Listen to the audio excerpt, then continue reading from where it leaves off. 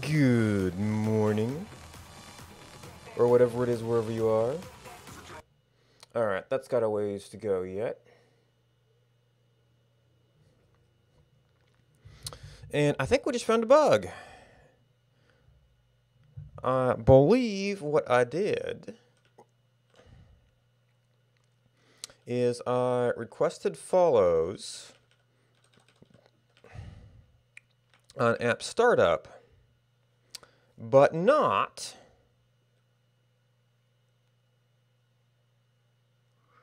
when we get a username to a user ID. And then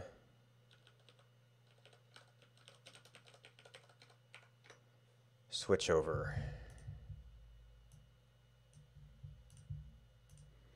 So I need to go back to here, reload. Okay, so there is the initial options request to follows.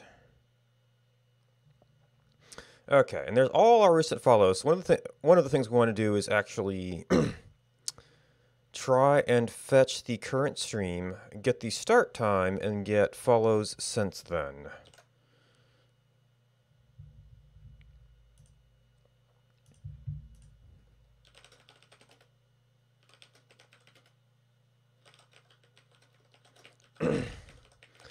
Fetch follows after doing name. Look up.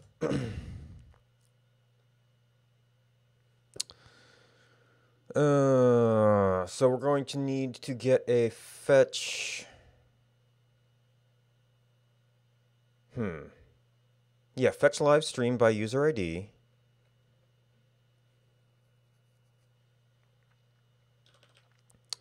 So we're going to need, we're never going to need to view that. We're just going to need to record the timestamp. We are going to get, it's going to be streams, even though we only care about one.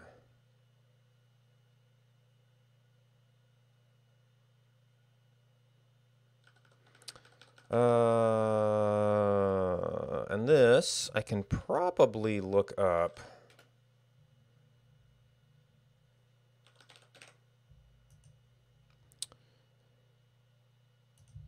In the documentation. Is it, okay, it's just stream.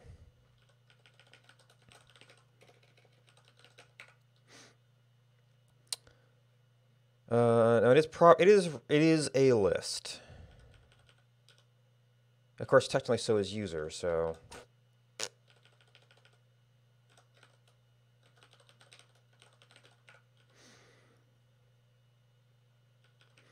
All right, and our model needs to know the stream start time. And this is where we have to move to. Yep.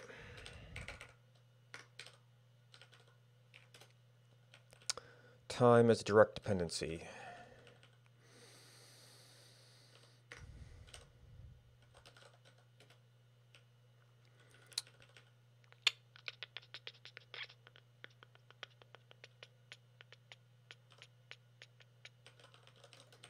Import time, exposing, we're going to need, when we need to record POSIXes, we might want to do some dealing with them as well. And then we init that with stream start. Oh, this has to go.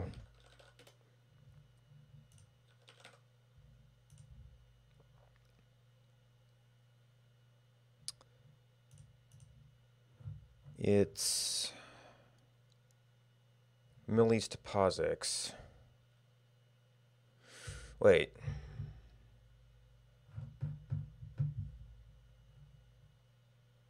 Do I want to start this as, I don't really care about the POSIX time or conversion to real times. I want to be able to do comparisons. So I'm still going to need the conversion functions because we're going to get POSIX times from the API.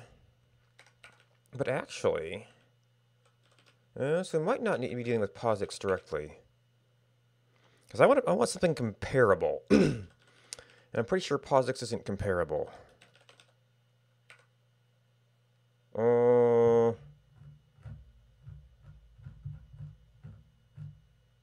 Millis is an int.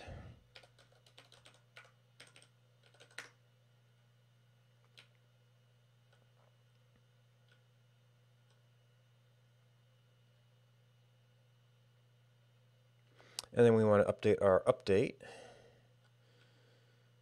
User follows. User's got a fair bit of stuff going on. I don't know if I need to do the model and fetch precisely.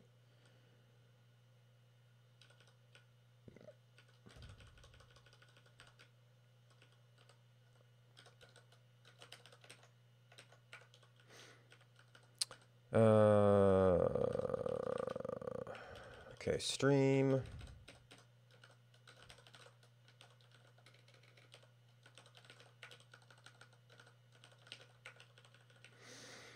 All right, and model dot stream start.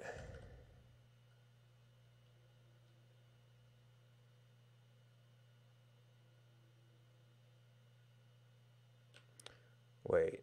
Oh, okay, streams. What's that do with user? Oh, if it's a list with at least one element.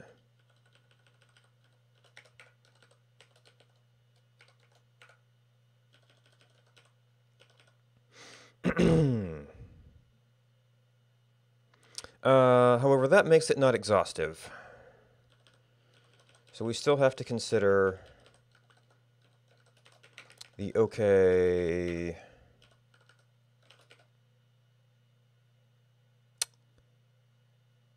The stream found no results, which means you're not live. No stream, not live.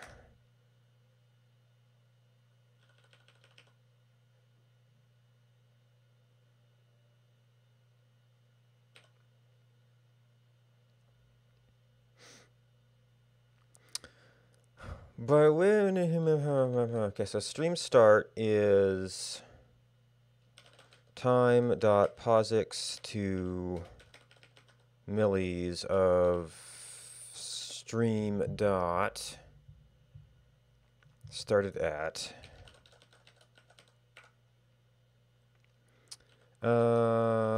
Now,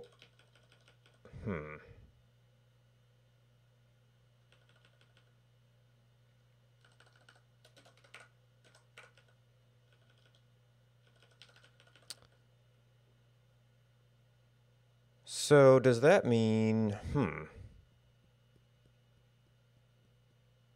if we're not live, I guess we could just do a bunch of recent follows. Okay. We still have, oh, there's no error here.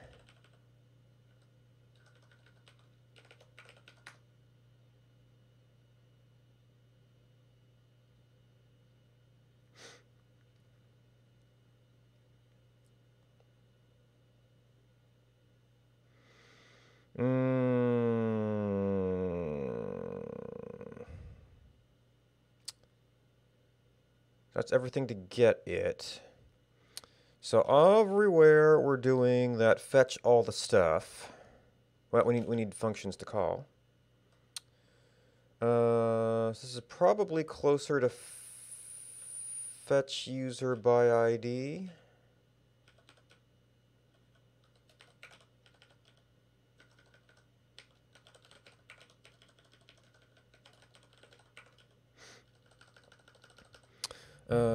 And for that, we do need the URL, because I haven't done anything around that. It's been pretty simple to construct them as needed. I guess that means I have to go look at two documentations, so there's that.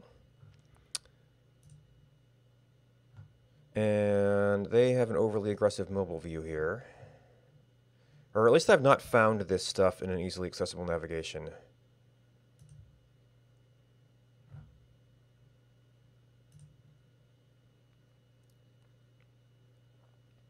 Okay, it is HTLux streams. And before, after... community ID. Well, that's going to have to get depreciated. User ID.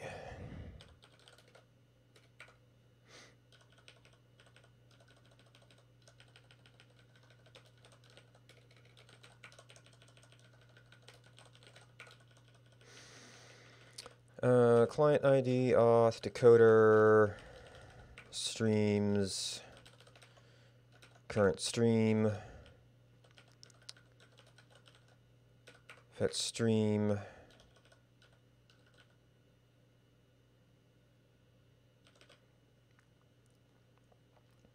so in init, if we know the user ID,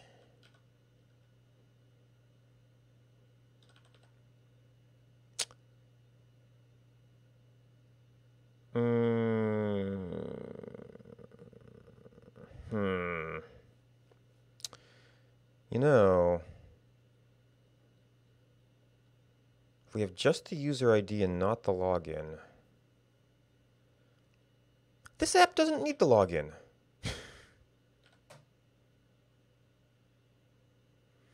I don't actually use that for anything.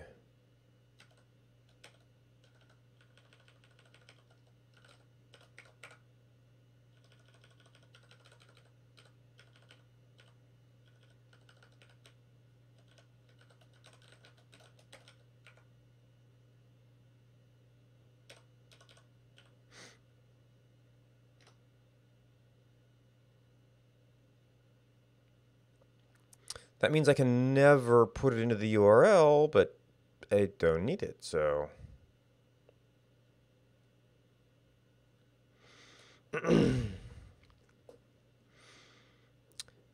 Okay, so we should have a start time. We can do a quick check that that is at least going out correctly. Streams, response, there's a response.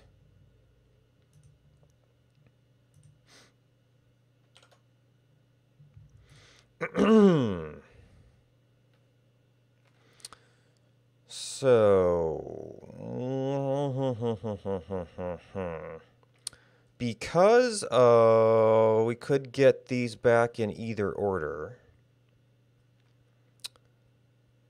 I would have to check to actually filter the host, the follow list twice.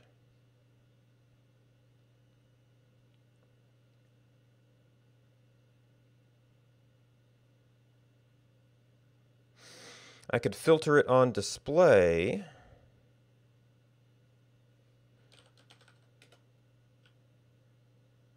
But I do have to consider filtering that every time I care about the length of the list.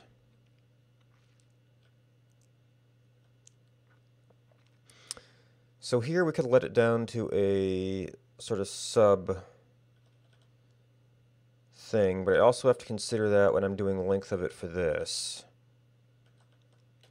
Or we have to have a, like, current follows that we update whenever we get the timestamp or the follow list. Well, ultimately, probably better to do that.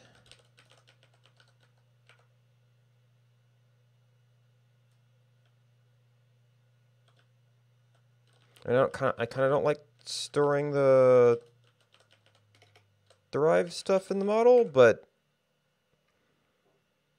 we don't know how many places we're going to use it. We really only care about that. So when we get follows,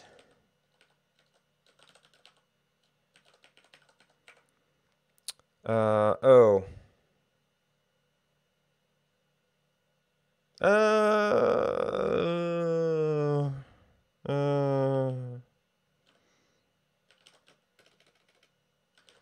Elm is getting overly picky about its formatting here.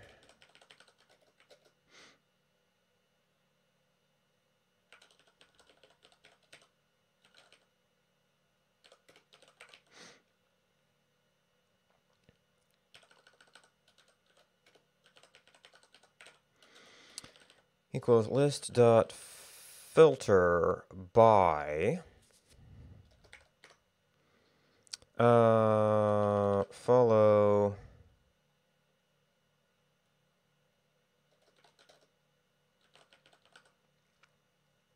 oh, my followed is not grabbing this currently. Now I could. No, if I throw it out, I don't get a second chance at it.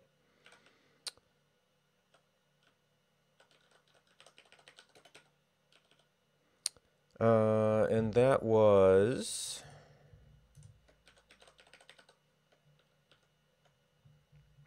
followed at.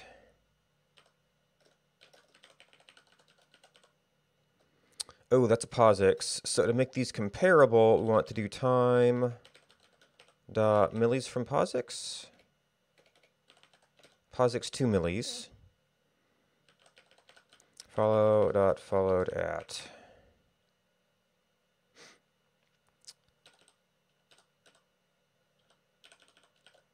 Follow dot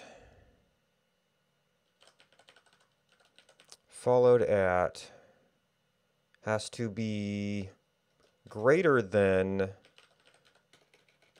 model dot stream start. And then this also needs to happen when we do this, except instead of, oh, how about the list?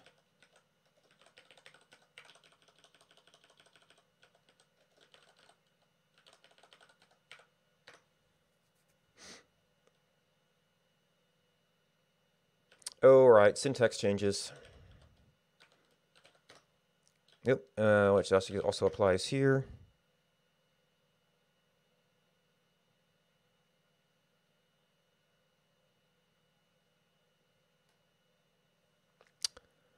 Oh, right, that was actually defined here.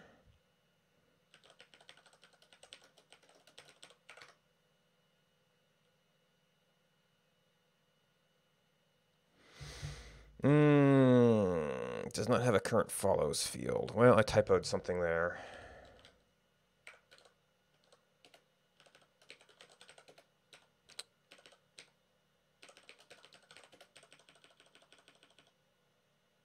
Current follows. Correct.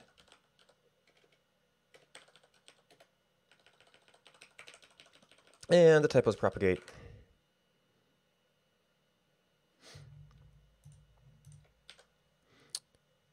So we expect this to be an empty list. We can double check the filtering by fudging the numbers a bit. Oh, no, it is not working. I'm doing followed at. Oh, because I'm not displaying current follows.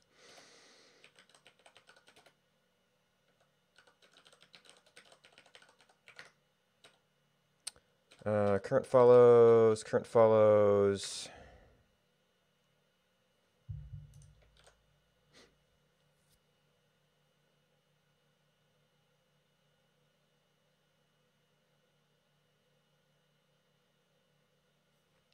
Okay, and this is where we need to deal with empty sections. But first, just to double check that a little bit. I don't know what order they're coming in at, so I can't. Well, we can affect stream start, and that will end up affecting everything else. Oh, so I'm using model.stream start here. We need.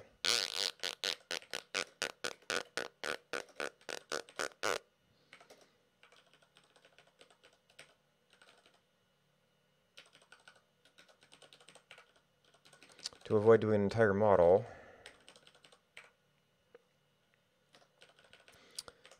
In.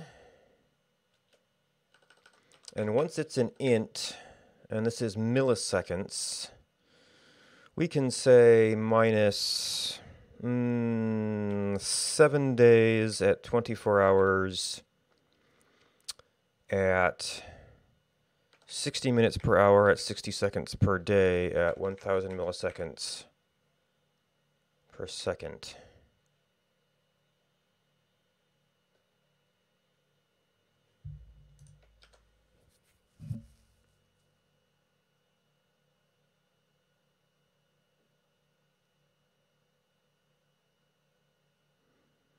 Okay.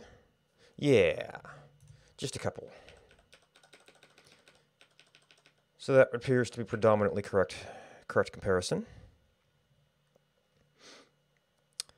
All right, so that takes care of the filtering part.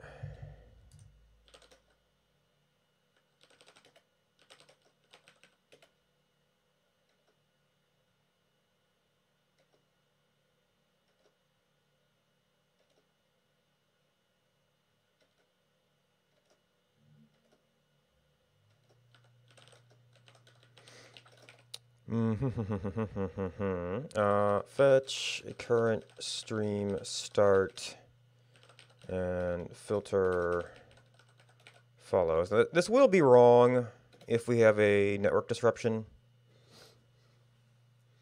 I guess an alternate thing would be to go back like, 12 hours or something.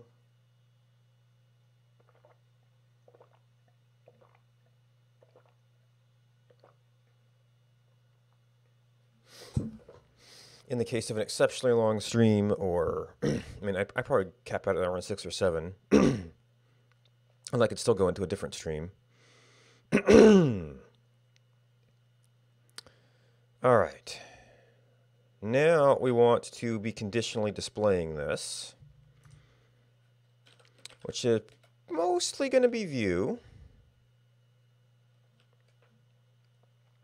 So right now we have one conditional display for the entire thing on hosts.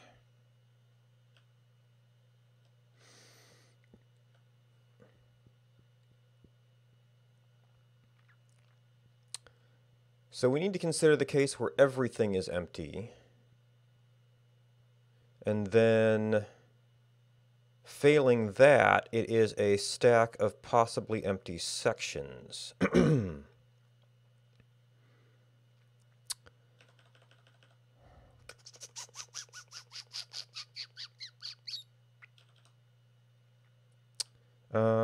Display section does get a list. So if this resolves to, say, column, if list.empty items,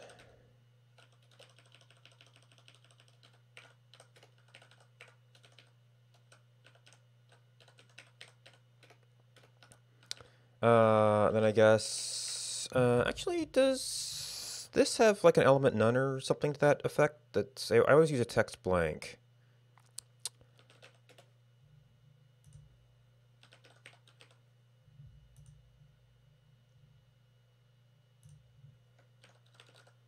Hey, when you want to render exactly nothing. And actually, I did that. Have I done text none elsewhere out of habit?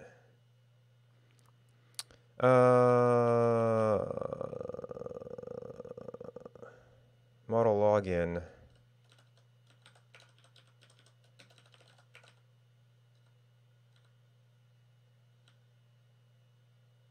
That's HTML text.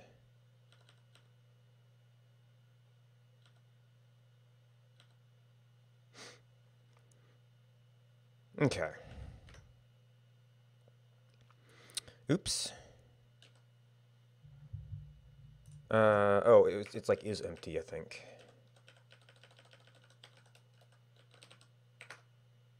I think I'm thinking of Ruby in the empty question mark type style things.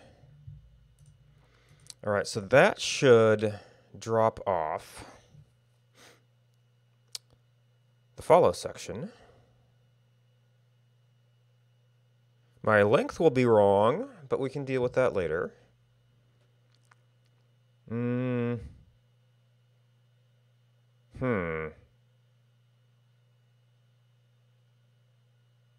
Well, actually, it's not going to be very wrong, because that's going to be a zero-length list.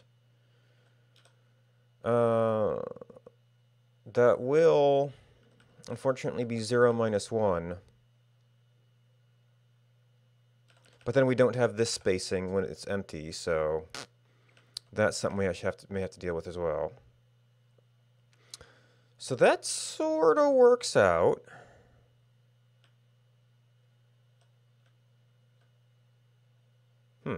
So that actually wasn't... So we only want to consider the nothing case if this is empty and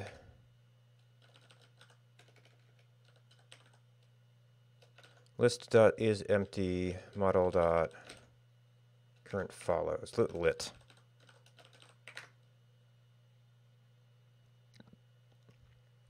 So that ended up being less complicated than I was thinking.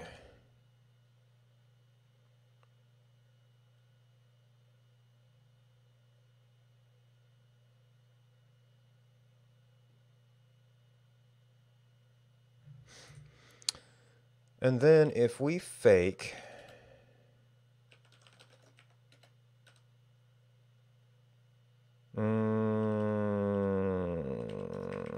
that,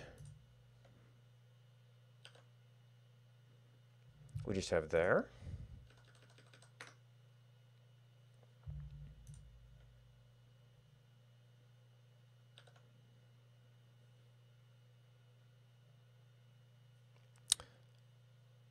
So one thing I don't like is that you get that flash of thanks for watching. So we don't know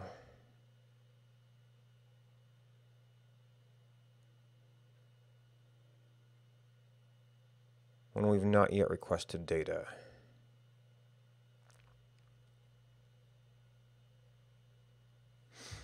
Well, we've got this much working pretty well.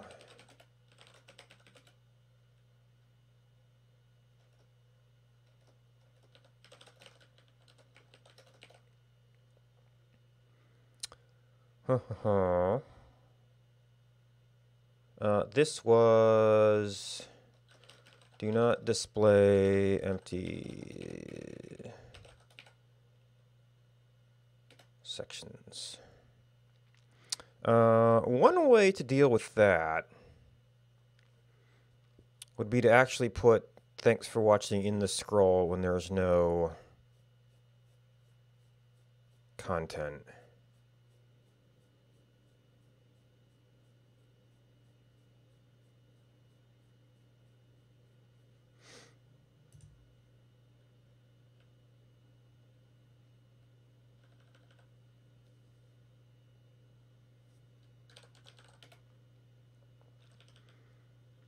So right now, we put that in there regardless. And then if... Yeah, so we'd have to differentiate based on...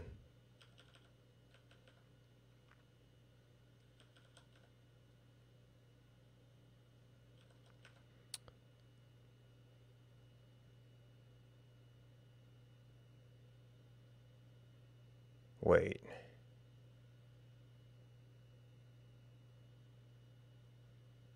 If we have a login but not a user ID.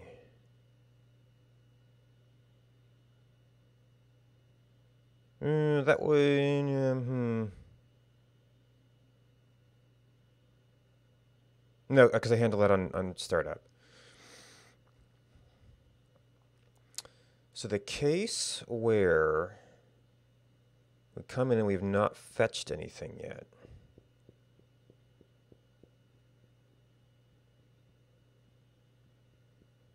So either I want to do state tracking for whether I have fetched yet and what the result of that was.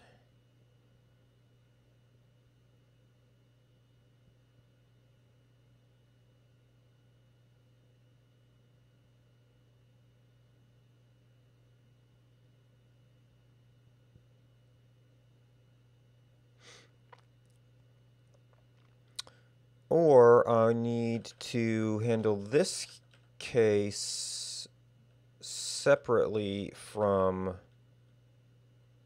there is nothing to show.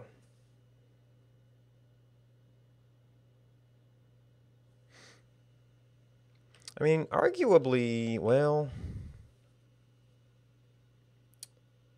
there's only one set of conditions where I need to show something.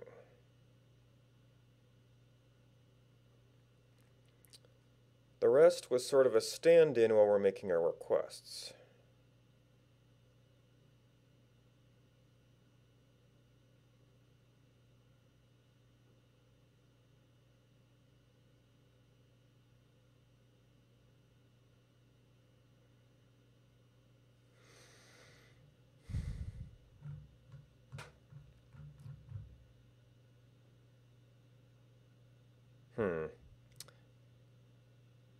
I could actually sort of define my own, like, heading type.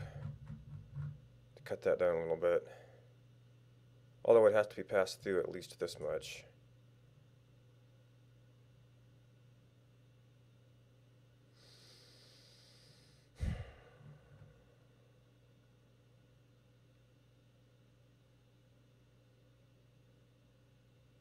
Alright, well, I think I want to take a short break.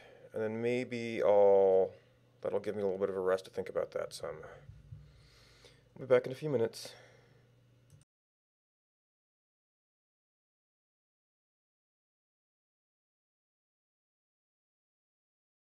Alright. Oh, actually, that's all I can take. Probably should have made more space for that. So wait, on the debug side, like on the development side, is there coordinates for you guys? Coordinates? What? Like X, Y, and Z. Coordinates. I know of nothing like that. Because the game has to know somehow. So yeah, well, why not I mean, display we've it as definitely well? seen debug tools in some of the.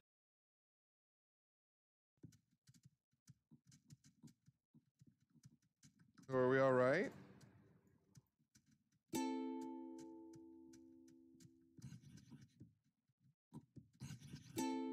Oh my god. Oh. Oh god. Thank you, Pie Maker. Oh, India West. If I come across your grave, I will bury you, sir.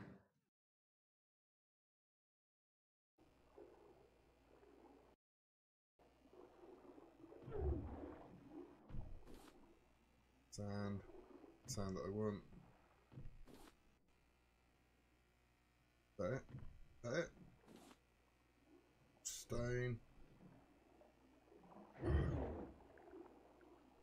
Sod it, man. I think that next bit was what I wanted.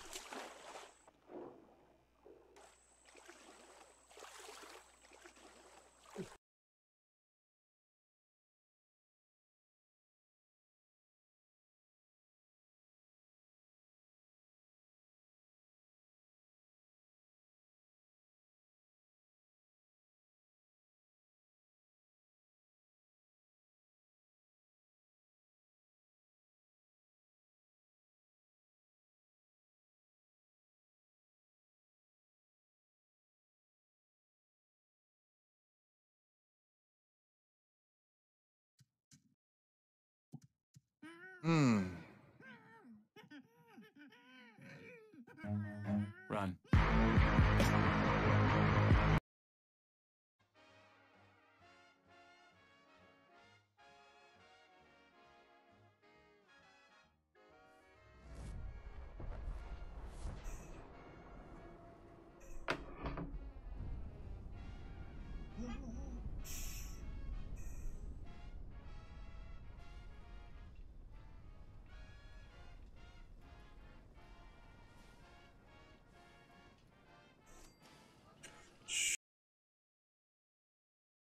All right, welcome back.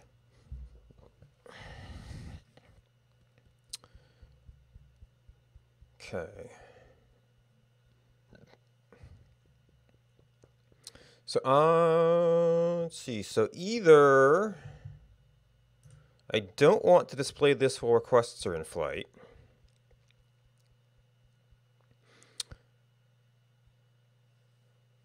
Or I want to display that.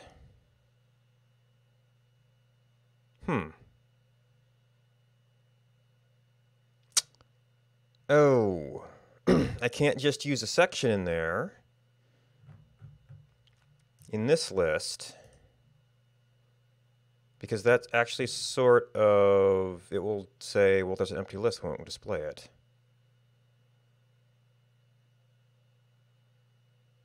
It's like if there's nothing, then that centered one works.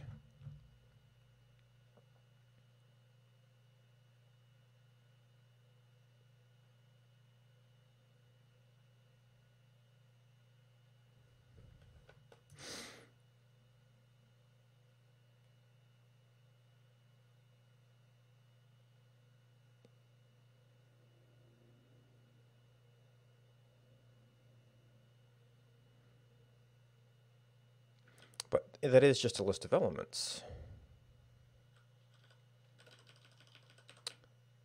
So would it work? This is still displaying, well, then I move that condition to here.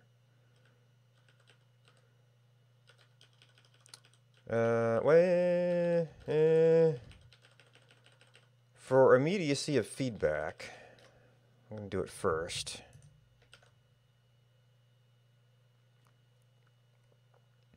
So it ends up being a bigger gap because it's got all the gaps. Yeah, that might be about right.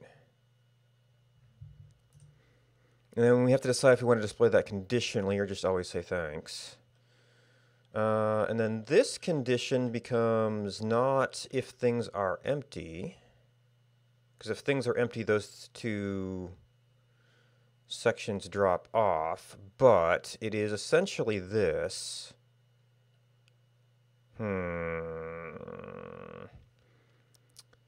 Case model.login nothing, case model.user nothing.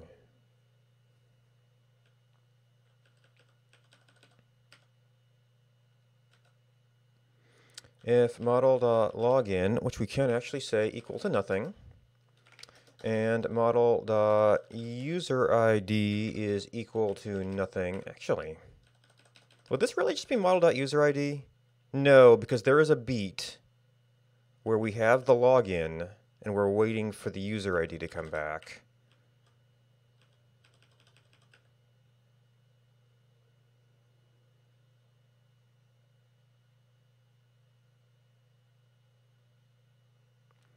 And we display the static page.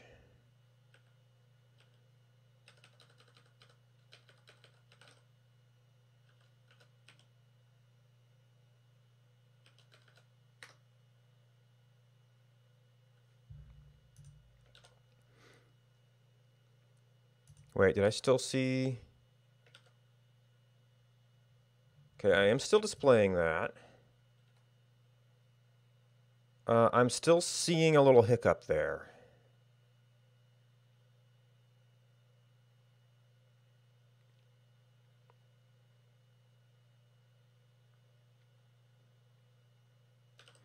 Well, let's do a quick check of hosts equals.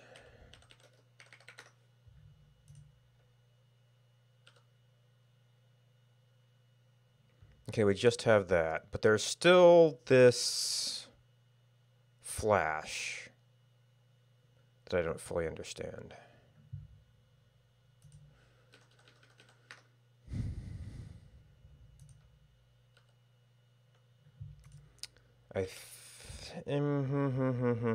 So what condition is that?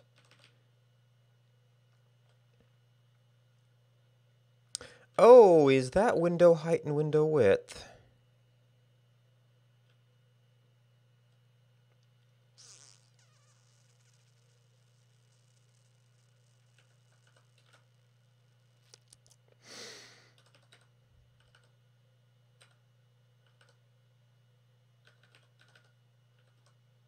Oh, that's out of format for me.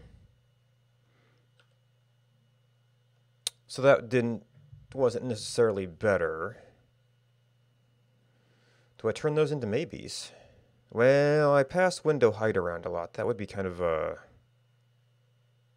major annoyance.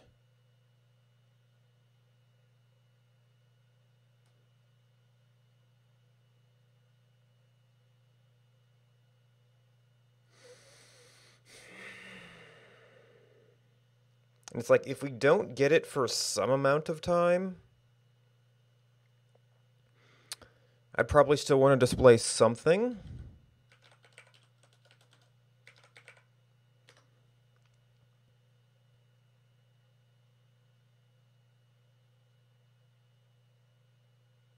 I could just use time elapsed and say if it's, well, I reset time elapsed periodically.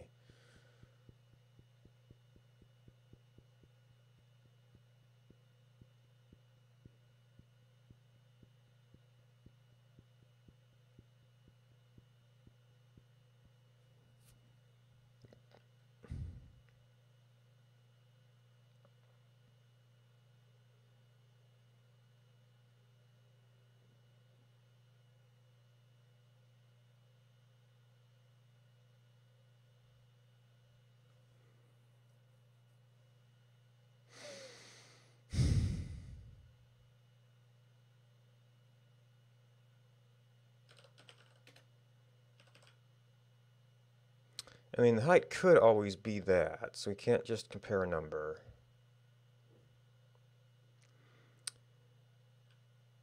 We could say time greater than m, blah.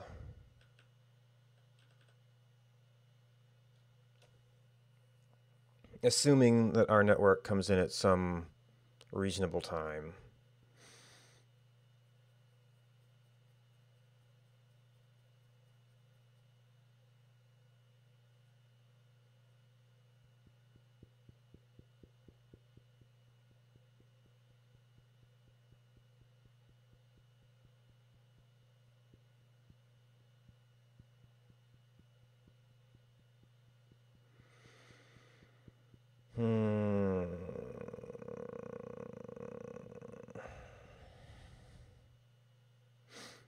Really, what we want to know is, do we have valid dimension? I would still have to say, after some degree of time. Just call it good.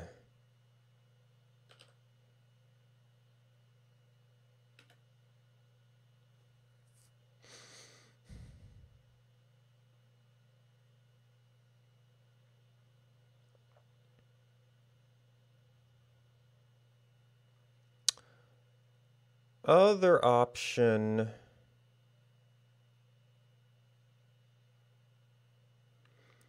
So in schedule, I did a little bit of animation to cover up some of those things.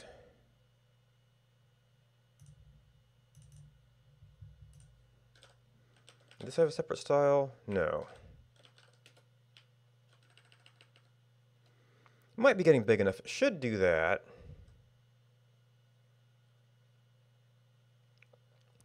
So that fades in, that does a delayed appear. And we applied that to certain things.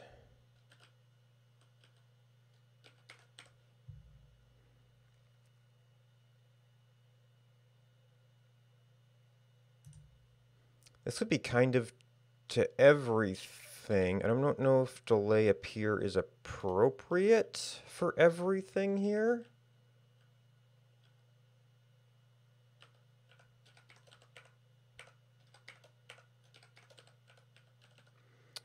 So I don't know if we want to appear. This is more of a delay appear because we actually want to hide it for a bit. Which I guess you could just...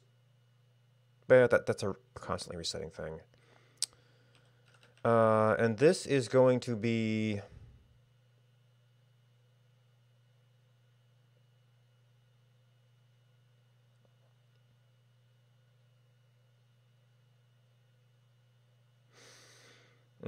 I don't have a text element per se.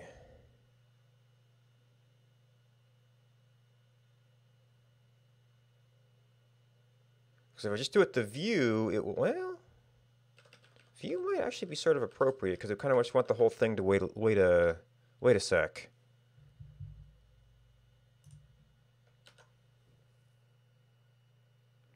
Okay, you can still see a little bit of fade on the scroll there. Which I don't know if that's entirely bad.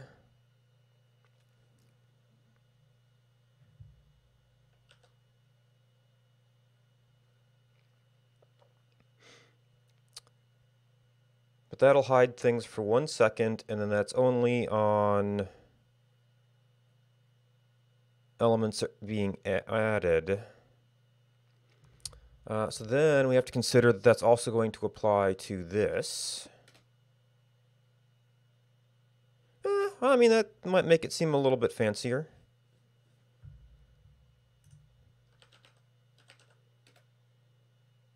Oh.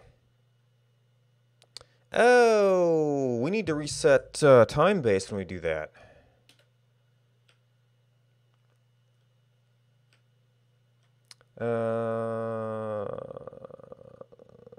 So frame step,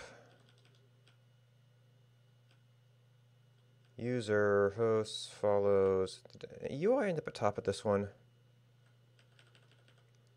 Fetch user by name. So we want to do model time elapsed equals 0.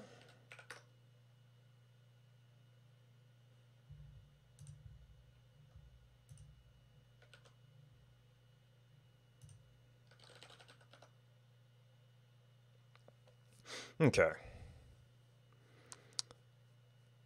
So that will make things actually time out a bit better. Why are we back? Did I not?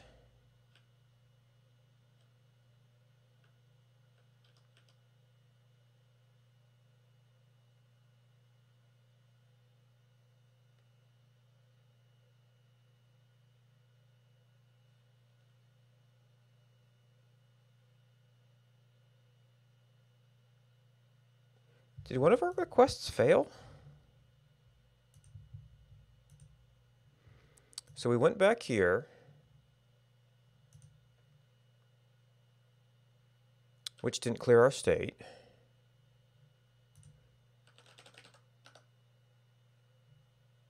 User hosts follows. I didn't. Oh, now I need to add fetch stream because I did reset that.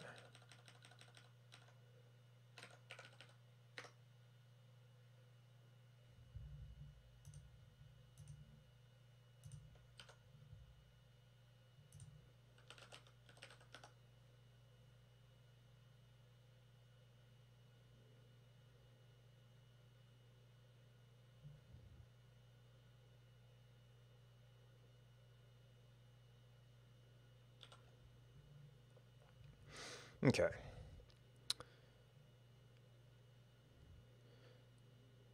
Point is that when we reload, oh, well, the credits also take a moment to come in because we just did everything.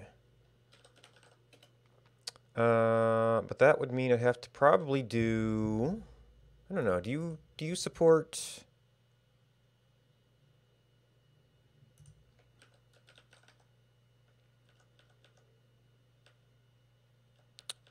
Nope, you don't support. You'd have to do an HTTP import of the property to apply CSS animation to it.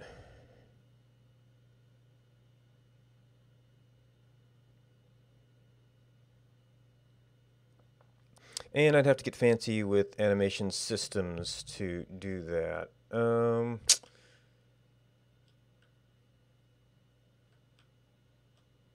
So right, yeah, HTML attribute class.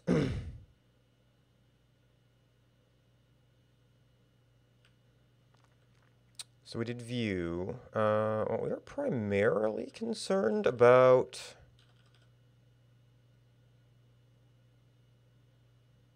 this screen.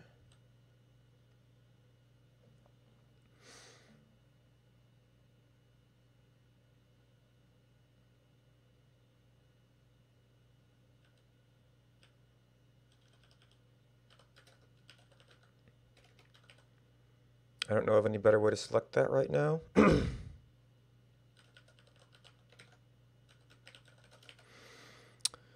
HTML attribute.class.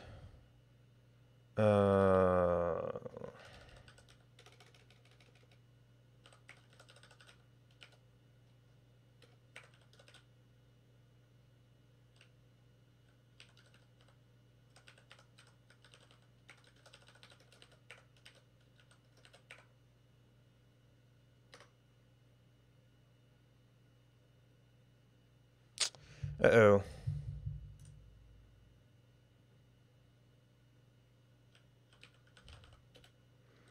HTML.attributes attribute HTML.attributes.class. Oh, but that was actually an HTML div that we put around that specifically to do our style and stuff.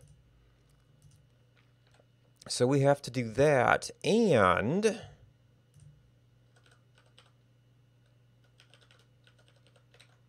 HTML attribute.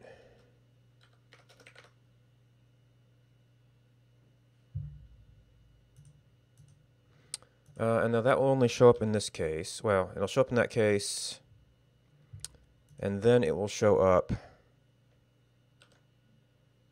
in this case. Or, well, nope. That doesn't work. That does not work. It does not actually count as appearing, apparently. Or I've misapplied. Well, but that content doesn't even exist here.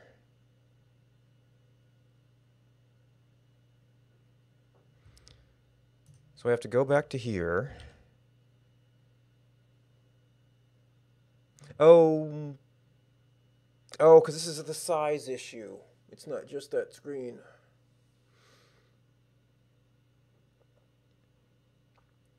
We are placing things for an inappropriately sized screen.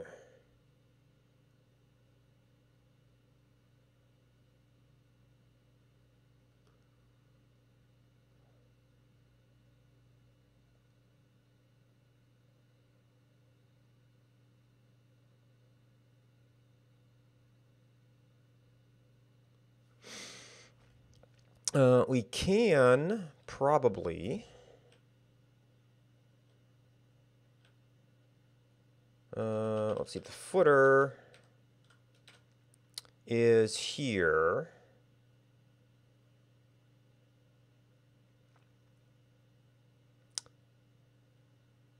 So probably the behind content is some child of that.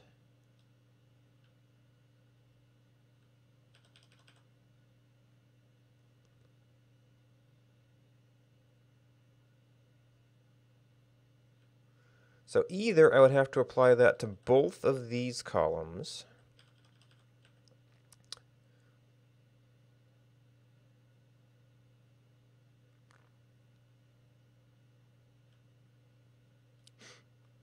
or I would have to do a additional dummy layer just to apply that as like content or something.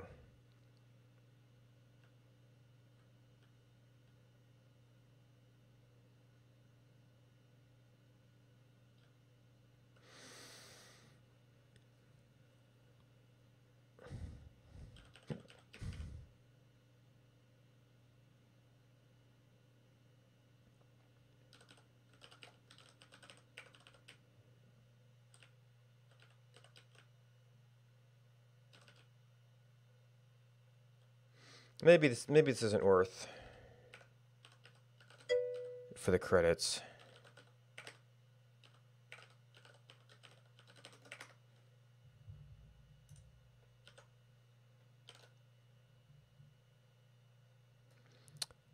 All right, and then with data.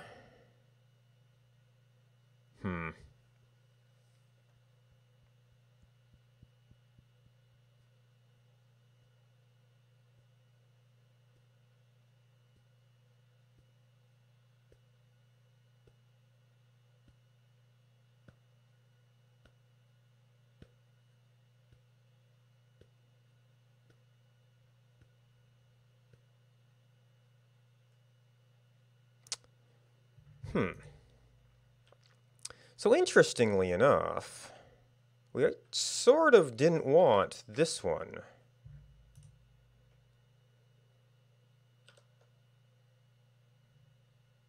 It was actually that was causing us trouble.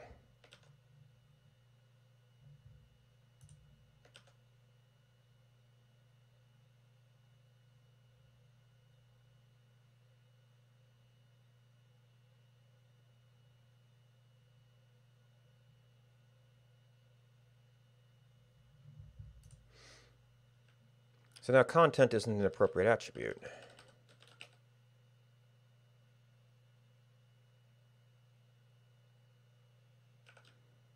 And to a certain extent, it's just this first one that's...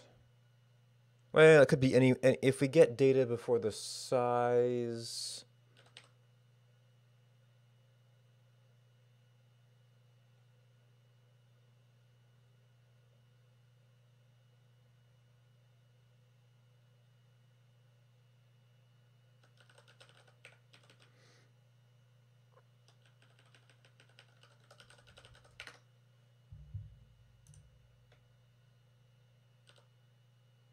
Okay, no flashing.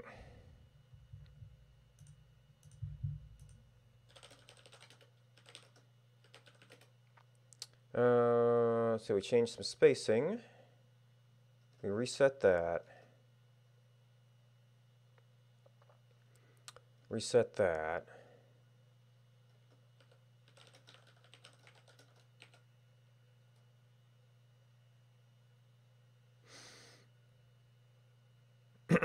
Let's see, we're trying to...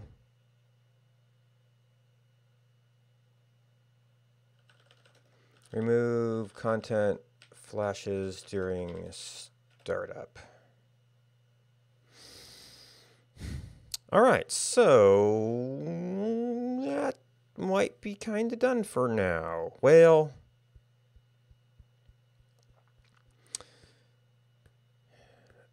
the way to extend this further would be to look for major hosts and tips and other events, which, well, there's a couple ways to do it. One is to make our own chatbot and look for all this stuff ourselves, which is running a service somewhere. One is to run a server locally.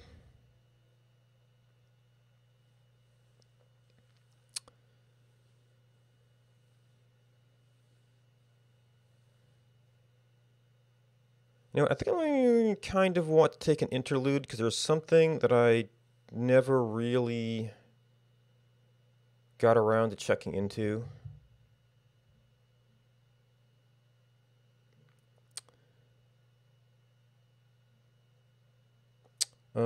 Let's see.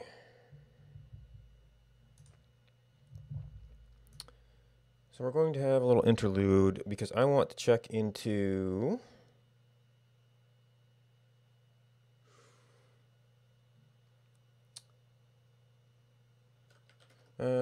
can we catch a JavaScript exception?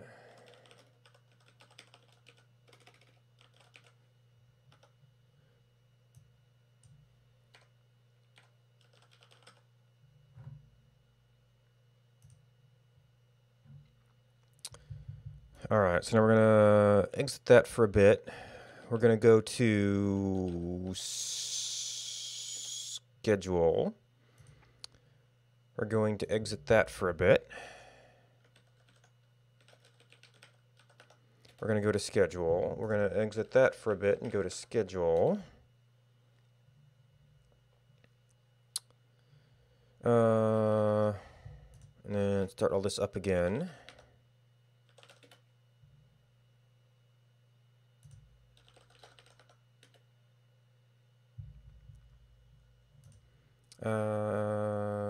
And that might actually carry over. Nope, not quite.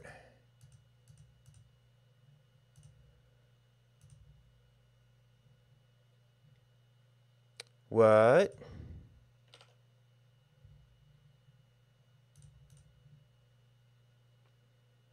Elm is not defined.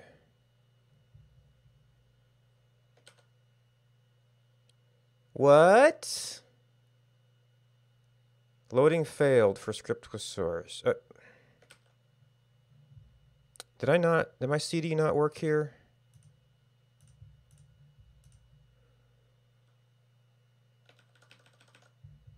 Would you care to realize that that is a dead page? Stream credits, what the heck? Maybe we had cached junk here and here. Well, no, we don't need that.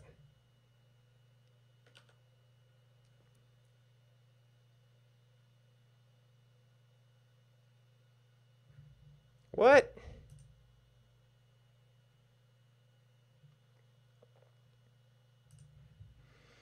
So we were in fact here. We may have even had that open.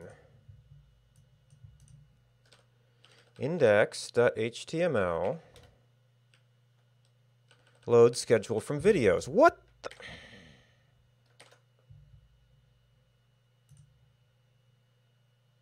Stream. Would you kindly reload? Oh my gosh. Let's just close this tab.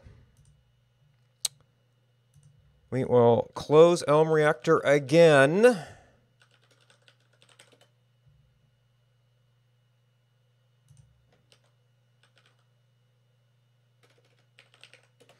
Reload this from scratch. Schedule from videos. Public. Schedule from videos.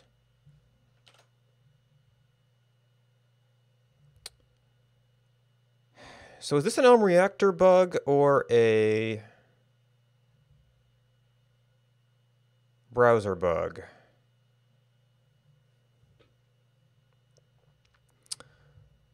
Let's assume that browsers can reload a cache and blow away our cache, our Elm stuff cache.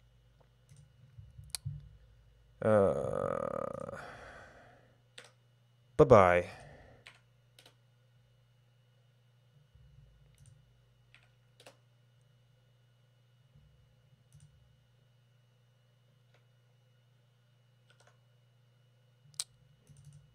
Maybe I should have gone back to here.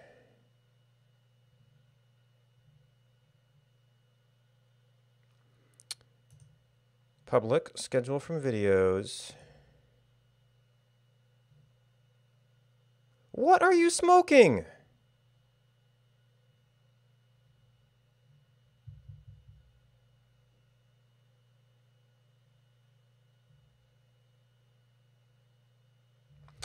All right, well, let me just close all of my browser windows so that Firefox buggers off. Oh my gosh.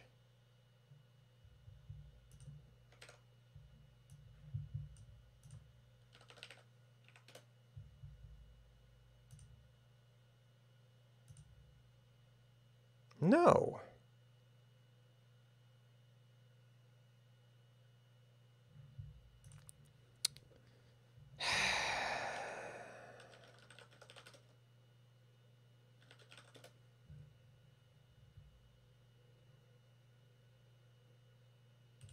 External CSS. Well, maybe we need to touch this file just because it's being stupid. There we go. Okay. It's just being stupid.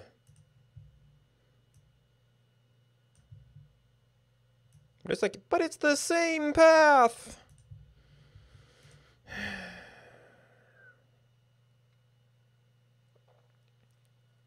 All right, now actually, we didn't care about this.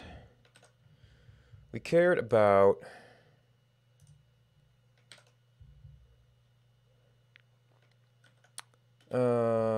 Chrome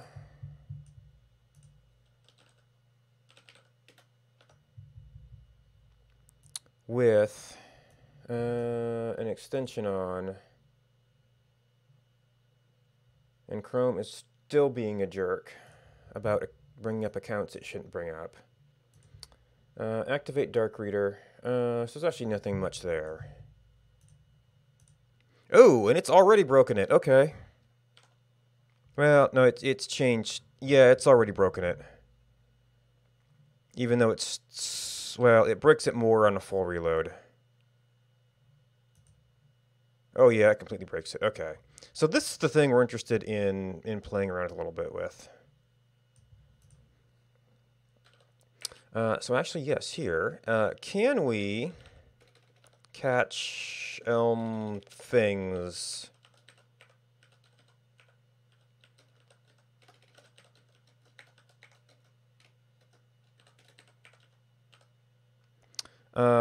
Console.log exception.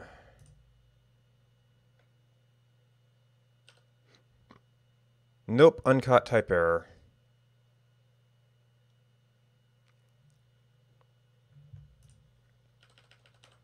I mean, maybe that's an error.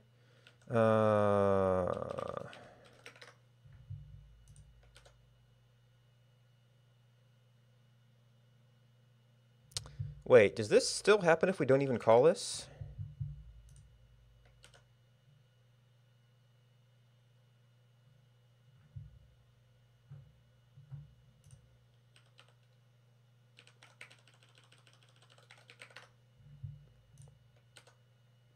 No.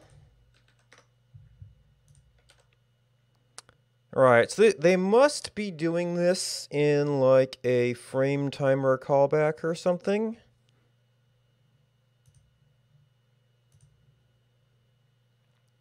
Update if needed. So now we gotta get into the compiled.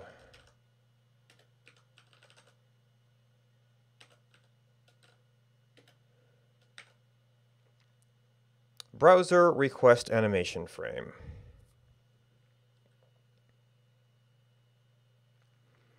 So there is no way that we can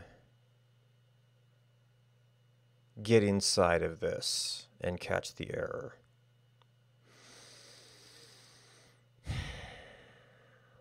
Okay, well, that was my experiment. We don't have any way to catch this and provide a nicer error message to the user. They just get a bad experience because Elm.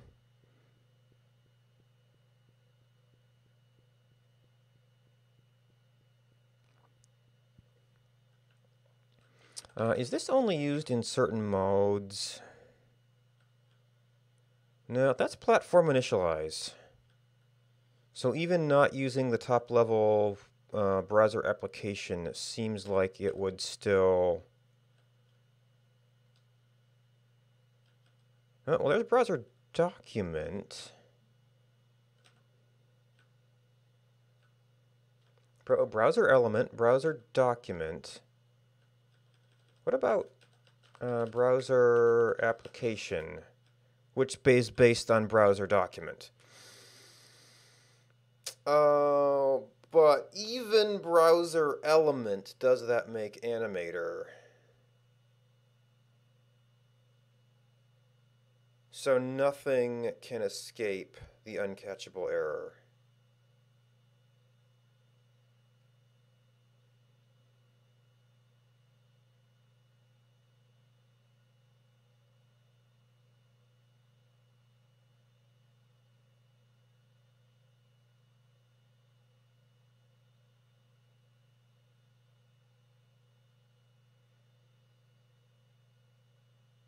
Hmm.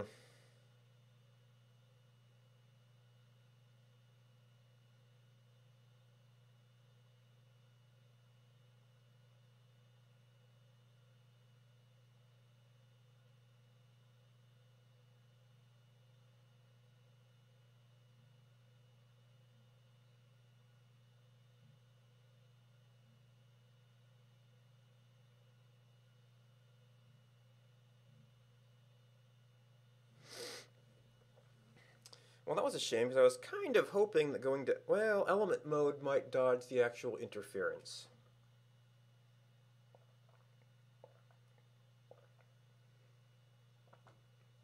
Now, one thing I've actually been curious about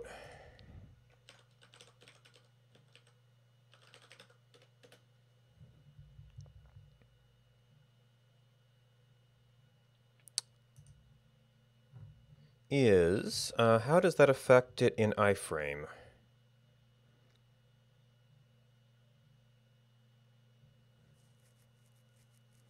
Okay, it doesn't get the weird zoomy, but it does break it.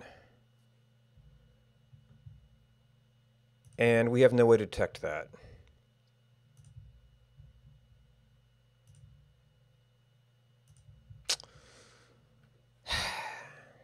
Okay.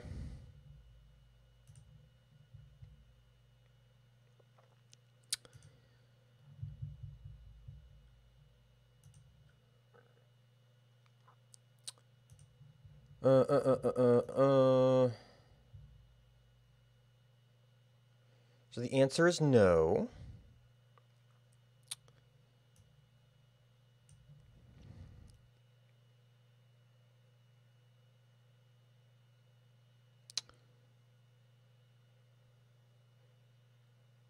Let's see, so...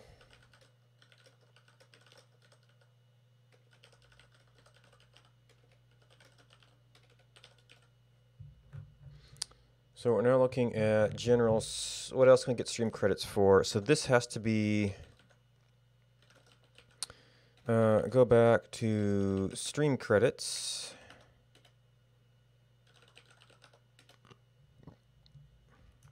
We have to go back to CD stream credits. We have to do Elm Reactor. And then we have to go into, I think we're done with, okay, stream credits. Okay, we closed you. We have to go into our index and touch it to make sure that this reloads properly.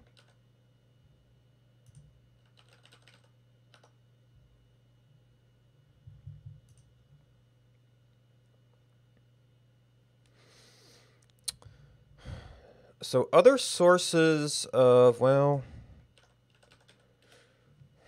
there's stuff I could add for other people that I can't use or test right now, which is going to be kind of a as requested thing. Wait, so this is the contents.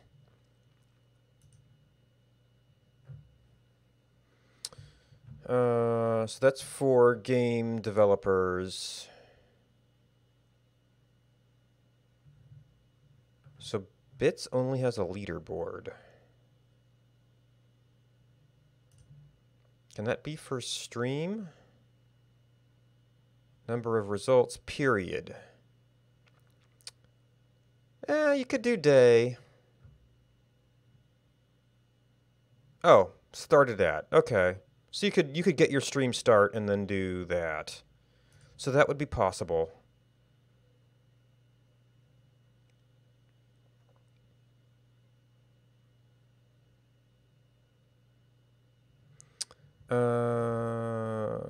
Broadcaster ID, game ID, optional, pagination,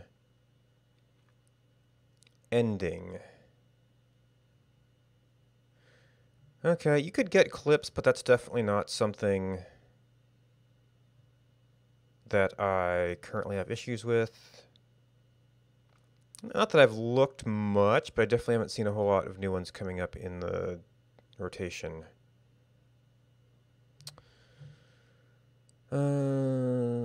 Streams.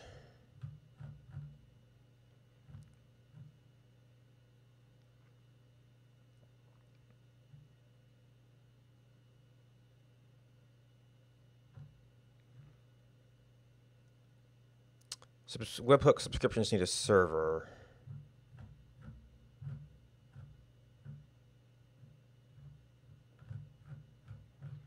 So I think webhooks might have some of the more advanced-based things.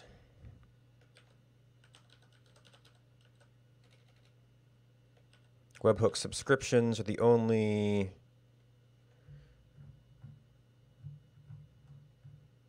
Okay. Webhook subscriptions.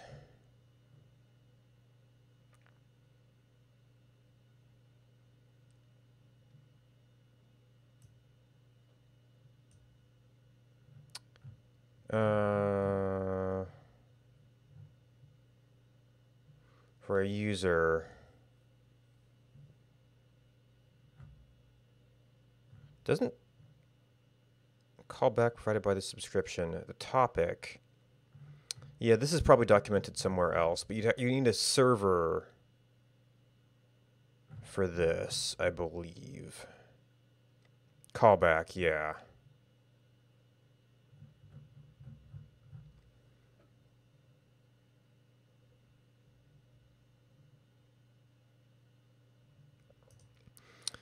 So for webhooks, and well, I mean, I think that's what a webhook is.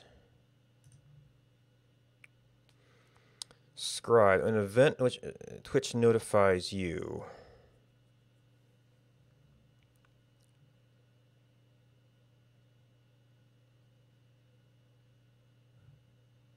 Web sub, yeah. So this would have to be start up a service. Now for a webhook, I might be able to get away with like Lambda or something.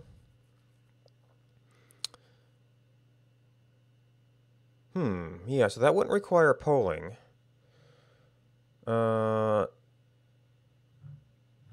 We only seem to have two kinds of subscriptions right now.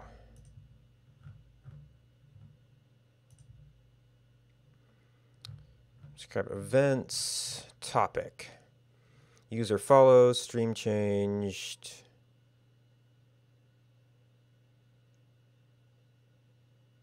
Yeah.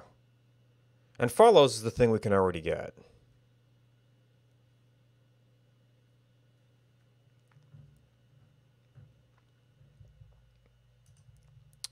So my options are, I think, to make a chat bot to listen for chat events.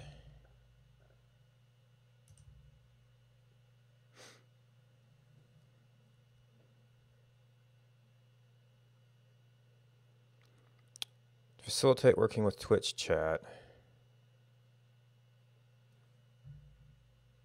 That's not a link.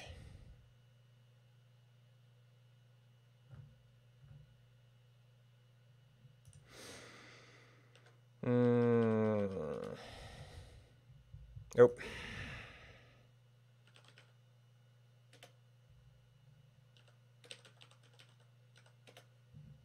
That's the one hitch to the URL bar integration.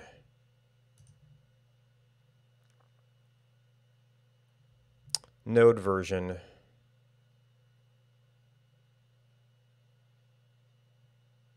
And browser?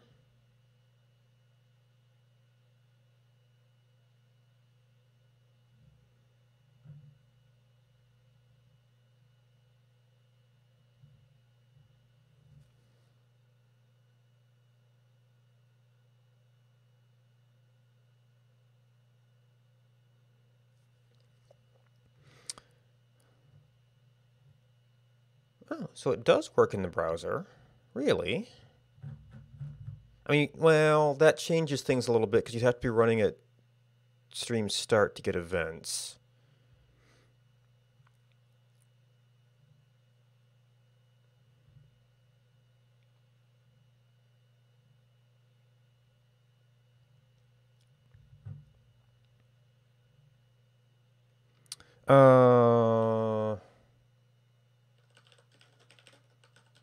Does that mean we can just use straight up WebSockets? WebSocket server connection issues.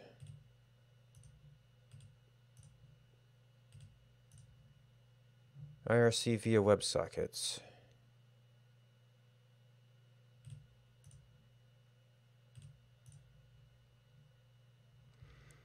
HTML5 chat. Not using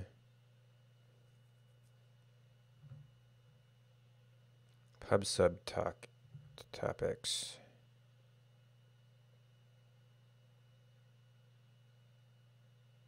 Secure server is down.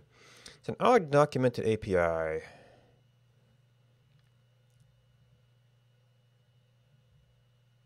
WSSIRC.chat.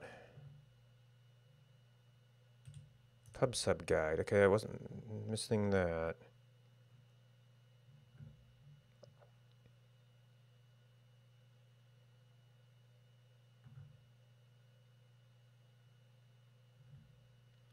Although I would have to have a login for that.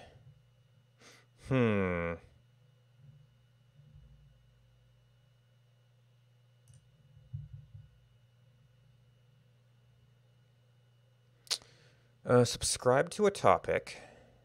Okay, maybe I missed PubSub. Broadcasts, backend services. WebSocket. PubSub. Ping pong, reconnect. Listen on up to 50 topics per connection. Single client, no more than 10 simultaneous connections.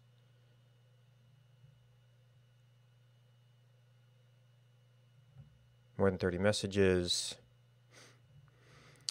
Listen. All right, channel bits. Okay, well, subscriptions. Purchase. Whispers. Oh, wait, is this it? Available topics. Bits, subscriptions. So that could be interesting things if you had that kind of channel.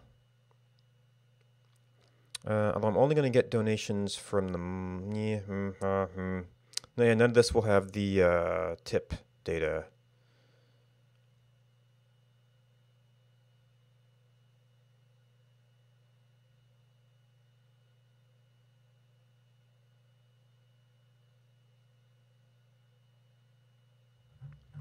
Channel bits events.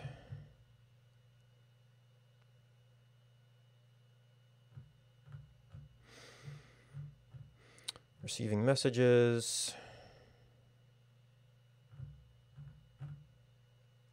So that may have been what they were talking about.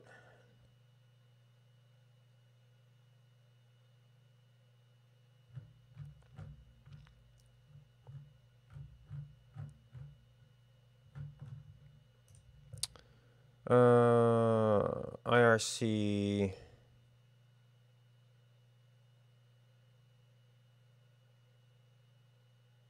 WebSocket chat server. Yeah, so the awkward thing about this is the SEC WebSocket protocol. Okay. Now, I might be better off mapping TMI.js and then just doing ports to that. But directly doing the WebSockets is interesting.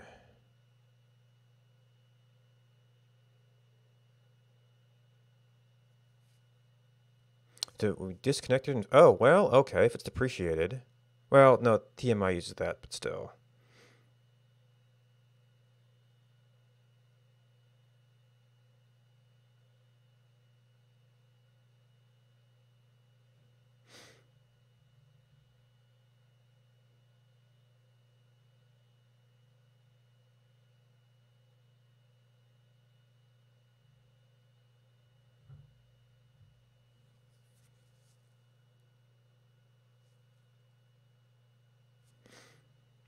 Anytime soon.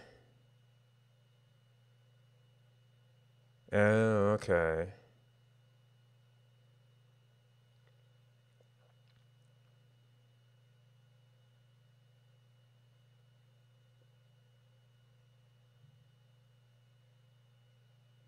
Command separately.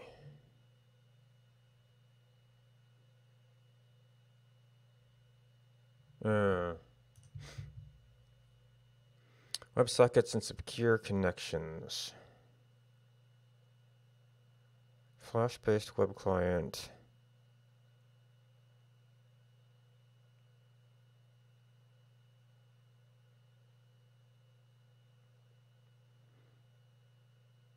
Will require TLS connections. Plain text IRC ports. Oh, they were using Flash for that. Secure IRC.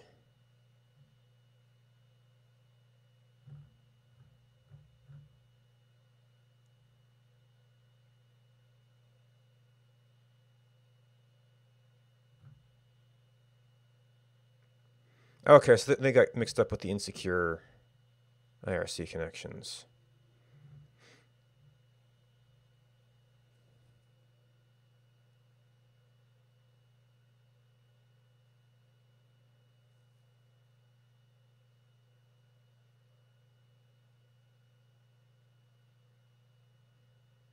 Make it sure.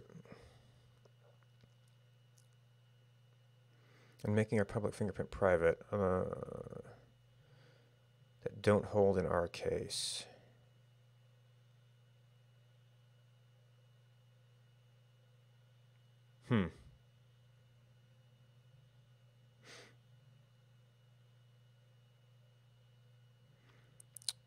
BI channels link chat properties.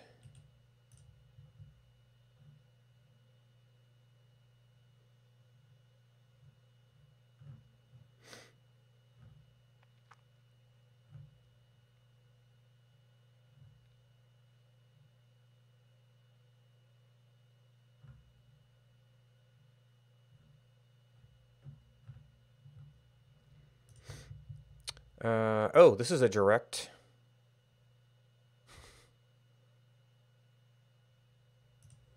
I mean, there's going to be all kinds of problems with this, but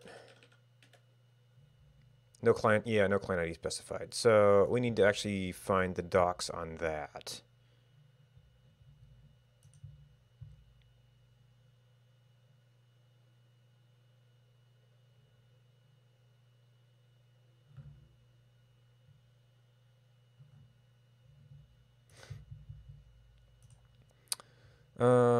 So that's chatbot with TMI.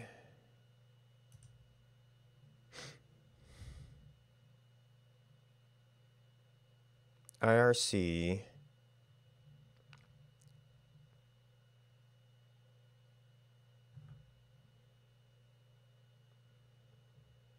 User named as with the API endpoints.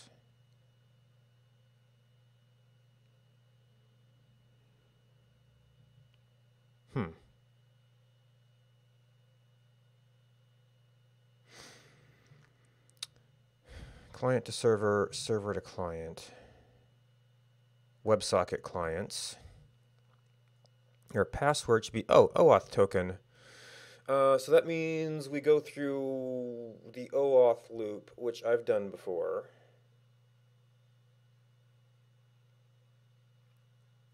The chat read scope and chat edit. I don't need to send messages.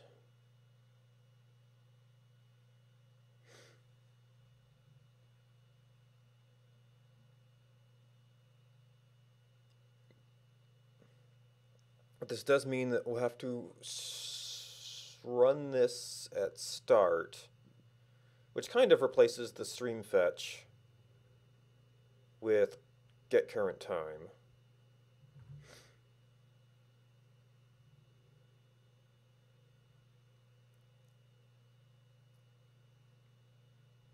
And other than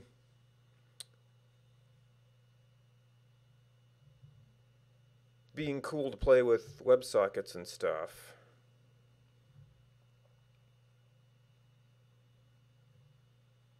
known bots, verified bots.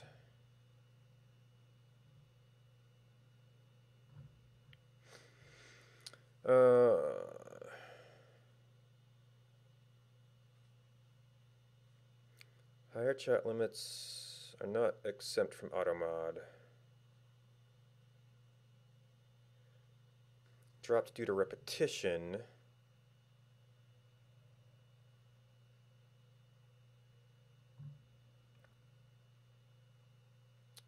IRC command and message rates. To your bot's Twitch ID. So yeah, I would have to have a bot for that.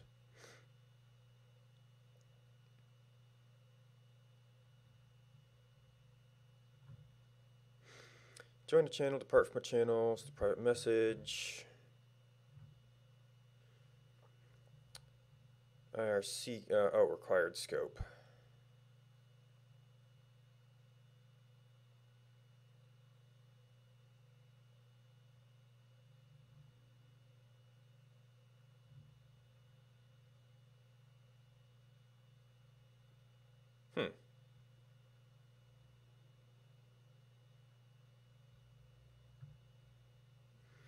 Help is channel. That's not one I'm familiar with. Oh. Commands available for you in this room.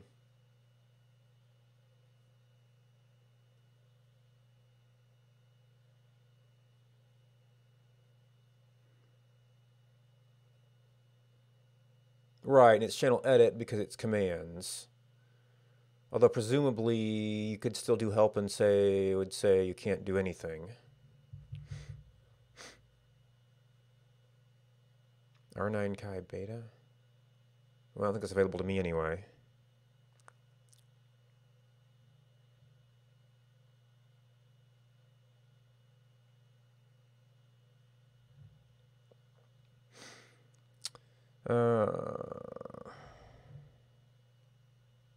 Membership. Capabilities to access Twitch-specific commands. Events are not sent to a channel. The other batch is sent up every 10 seconds.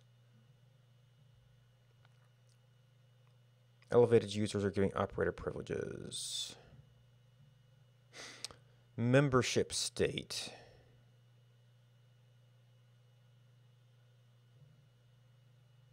IRC membership, IRC tags, IRC commands, IRC chat rooms. Joining, sending, receiving messages in chat rooms.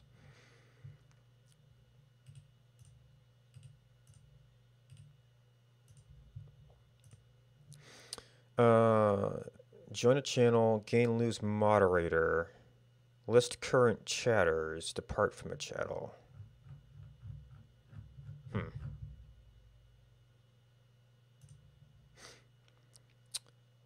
Tags. Supported tags. Temporary.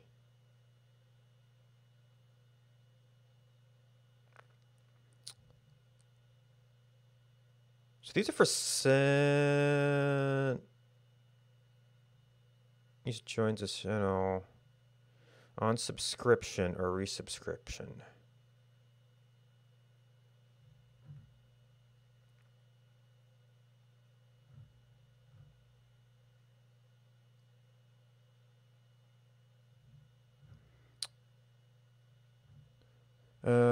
Badges and the version of each badge.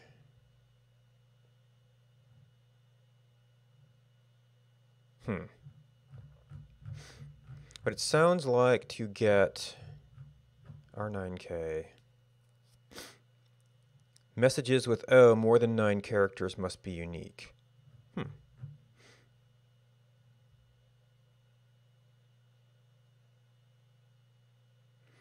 Subscription, raid. So those would be some of the more interesting ones. Also, I know sometimes they'll do host messages. Starts or stops host mode. General notices. Oh, this has, what were you? Tags.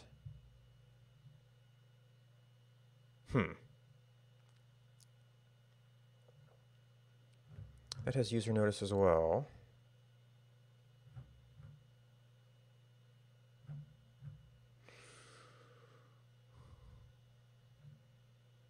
Message ID tags.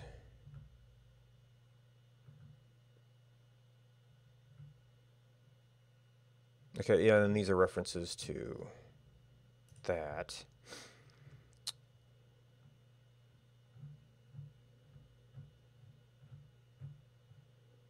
Commands available.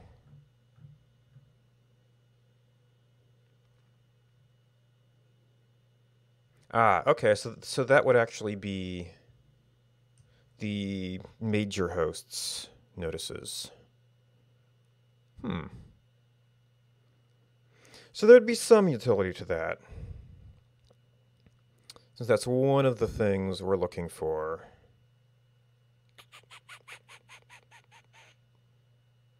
So that's something we could do with a pure client-side app.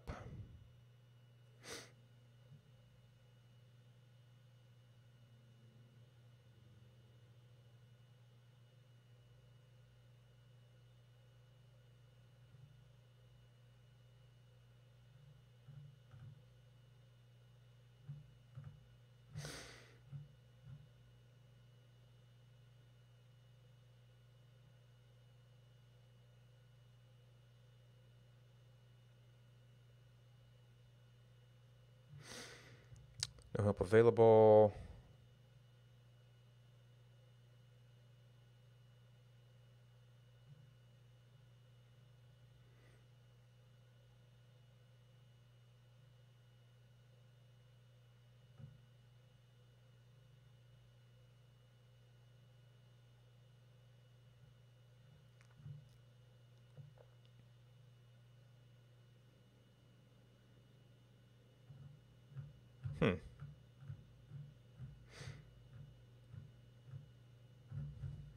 Now, did this also have the subscriber stuff, or is that a user state?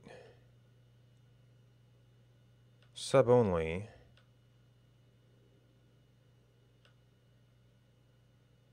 Disable subscriber only mode. Okay, so those are technically announcements about the state of a particular user. All right, so what we could get from this is notice of... That's an immediate practical benefit to me. Would be major host notices. Things we would still be missing are notices from Muxy tips. With the alternate being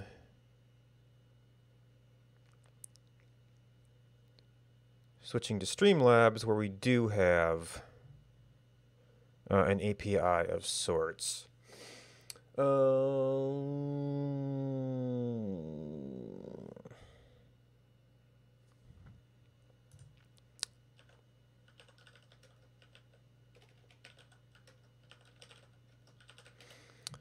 What do we have?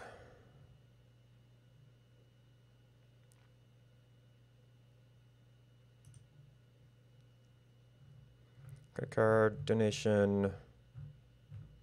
I don't necessarily know offhand anybody who's... I mean, probably a lot of channels would have that. I just don't know offhand. There's the API.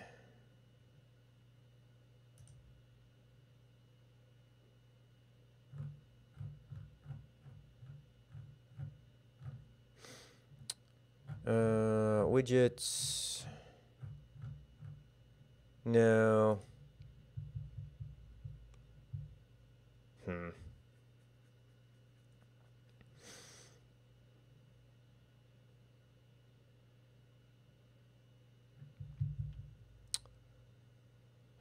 To enable that, we would have to go to, is it you? Currently, we would have to set up a server that ran from here.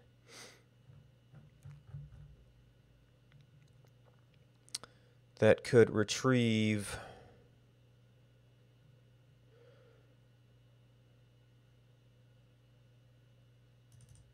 something like that, which is an empty document, of course. And given how infrequent it is, maybe even, I don't know, recent donators.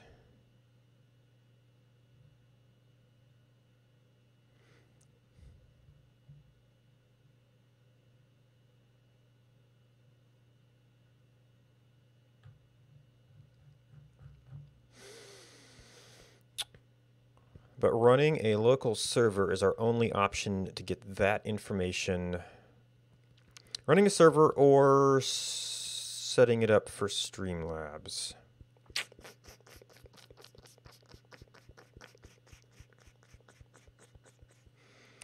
This could get recent hosts, which, yeah, it actually has, well, this is probably the last time we ran. But this might be, this probably isn't session, yeah, session hosts is blank.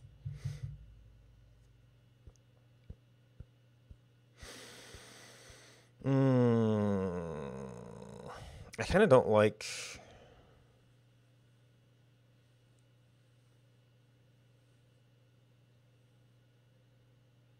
all of the options have inconveniences.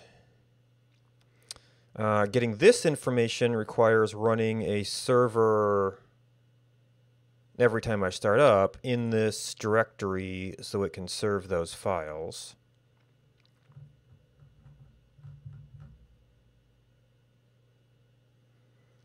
In addition to the actual ticker to update them.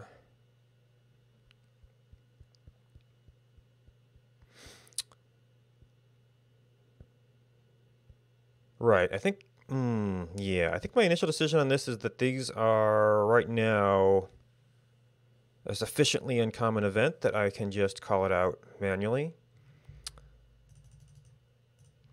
The stuff we're getting here is things that have gotten to be a long enough list that's a little bit inconvenient. So are there other things of that class? So we had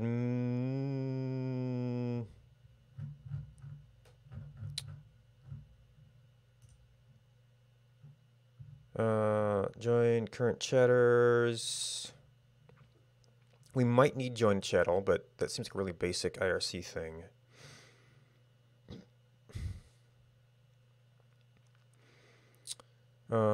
Tags.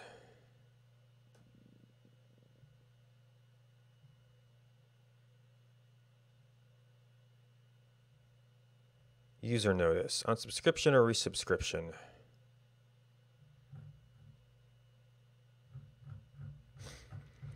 Which is not something I'm really in a position to test right now. But it's the kind of thing we could get.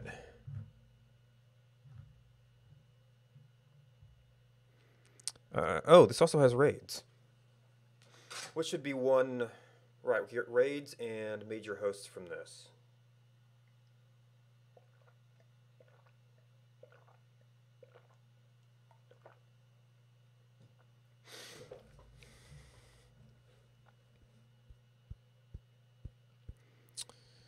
So we can start poking at this a little bit. So the first thing is that they want an OAuth token.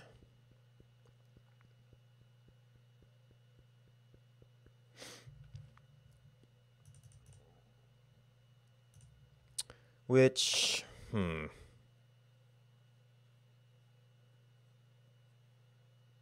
I think to do properly, you shouldn't remember, but that would be really inconvenient.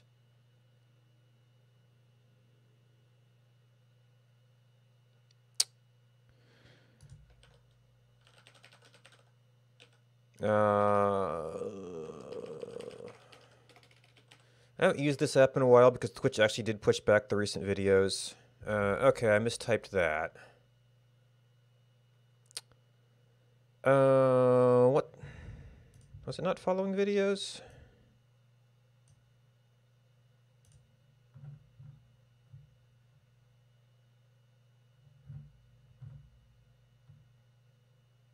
Oh, I made the underscore on that one. All right, so that is a OAuth login. And I had OAuth in the session already, so it was a freebie.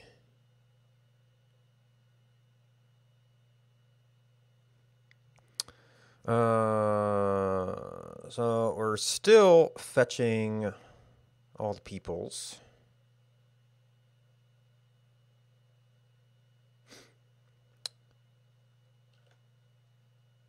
Okay, and I set this up specifically to not allow reusing tokens.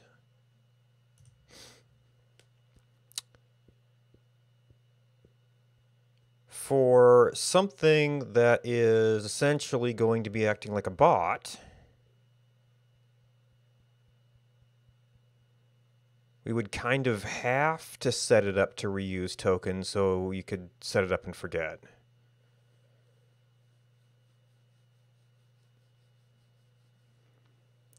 Even though that potentially allows replay attacks, but for that other app, it's reasonable to say click to log in. For this app, it's not so reasonable. So the OAuth loop we can do.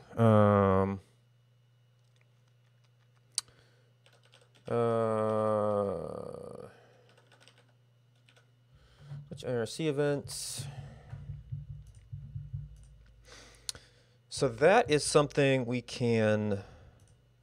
Can I have window focus, please, Windows?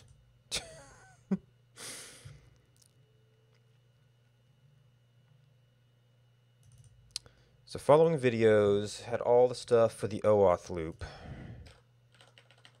Now this.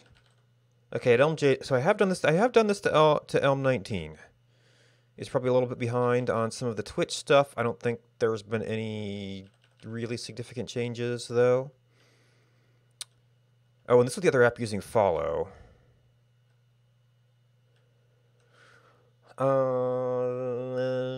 Chat has different request limits that shouldn't be in effect here. So we got auth state.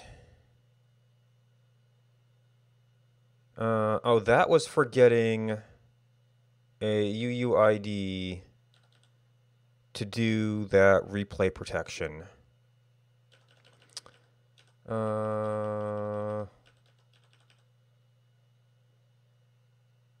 Right, so that comes back on the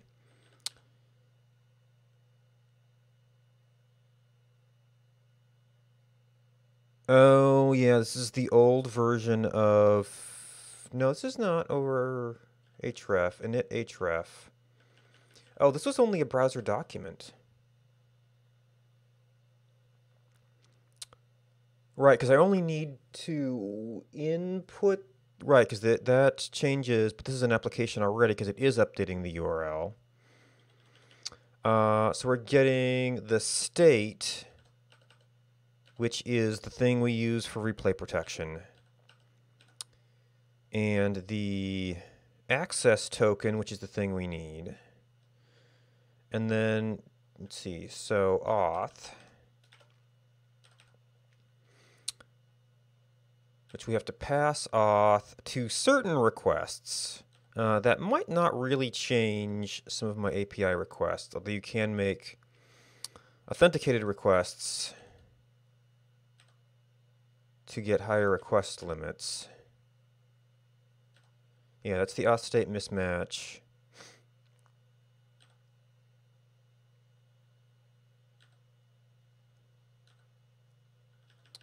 Request rate. Oh, you fetch yourself. Oh. So if I do the login, you don't have to enter your username.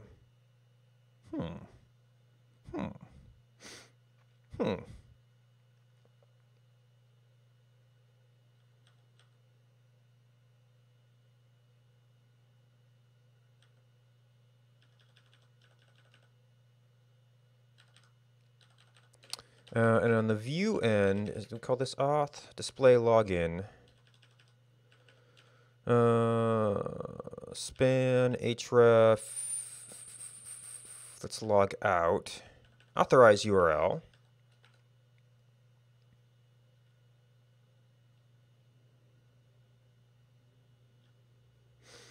which is Twitch authorized with the client ID and the redirect URI, which I'd actually have to set. Oh, I actually have to set up for this app. And the response type token, and if we have this, which this app won't. All right, so in order to do this, to log into IRC, we need to have the authorize stuff.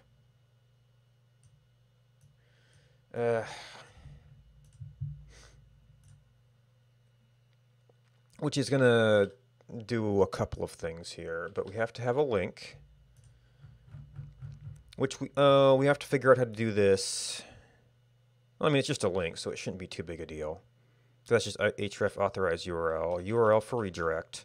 Oh, but this means we have to capture model.location. I don't know if we do that yet.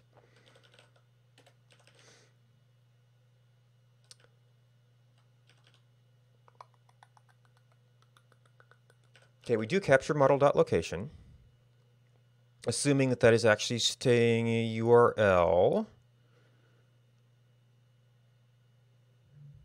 URL for redirect, URL resetting some stuff, URL toString. Okay, so we probably have that.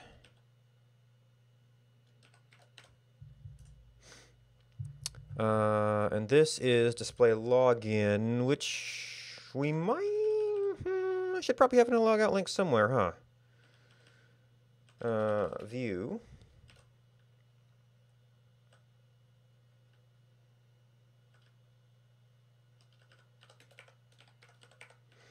So there's all that stuff. We're probably going to want something like this. I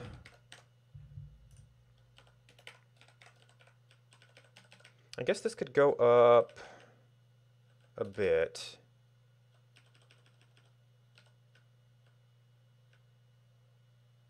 Where we are currently doing display name entry box.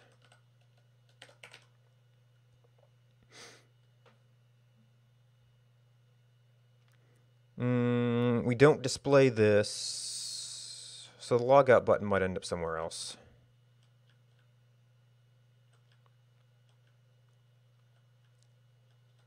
So I don't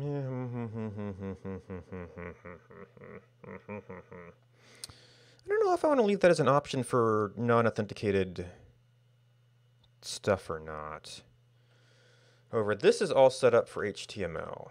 Oh, this is going to want model.auth, which following videos model auth is a maybe string. And you know what? Get status.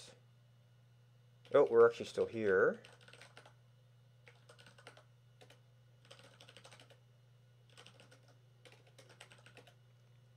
We've just added this stuff, and we added a space down by icon that we didn't want.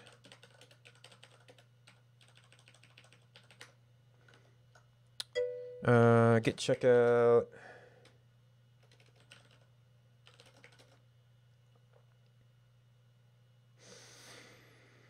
-b.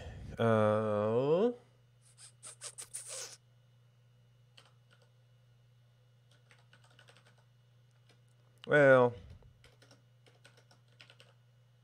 and it's kind of IRC.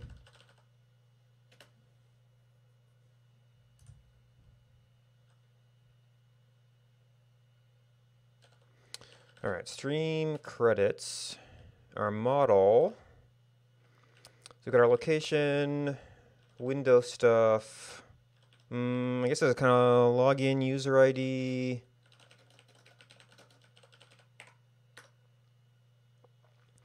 Auth is a maybe string that has to be initialized. For now, it's nothing. So that we can go into our view and actually have that. All right, so that was originally a header style thing. We're going to want something similar to this. Now we had to do this to get our HTML to our change event. User logout, refresh. So the first thing is here. We have done links in this, right?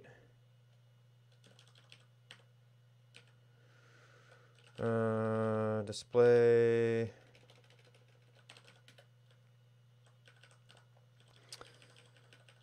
So this is going to be just a link, I think. URL is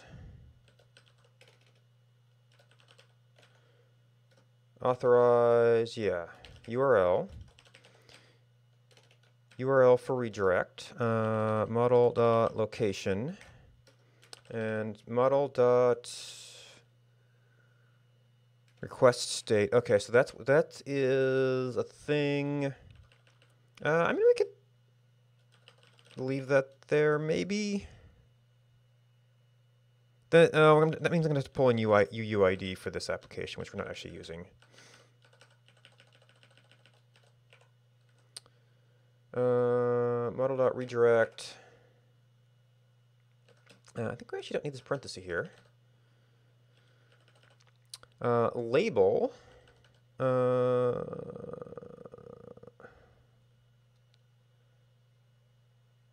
Is just text right now. I guess we could do a Twitch icon there or something.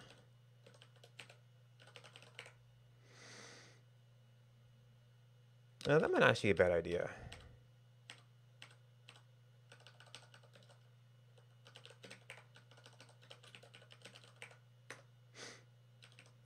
So that takes care of you. This is model.self. That would be model.login. Wait, ID.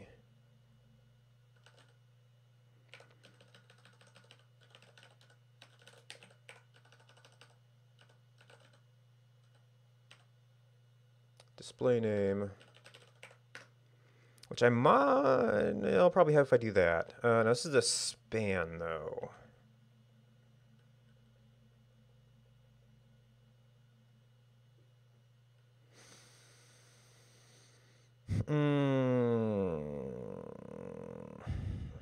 All right, I need to take a short break. I'll be back in a minute.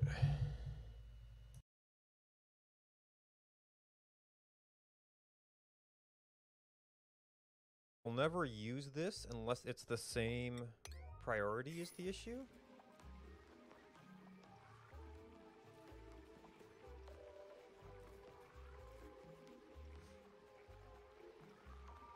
Now this might be designed for automation, in which case I would have to, oh.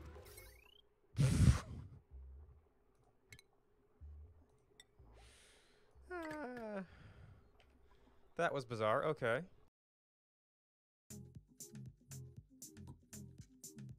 Where'd my steaks go?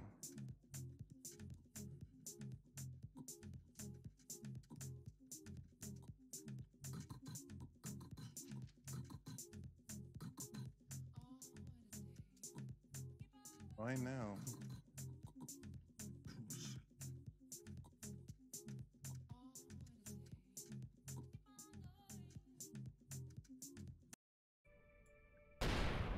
Oh my god, no. Did I just destroy all of my turrets? Oh. Oh. Holy sh**.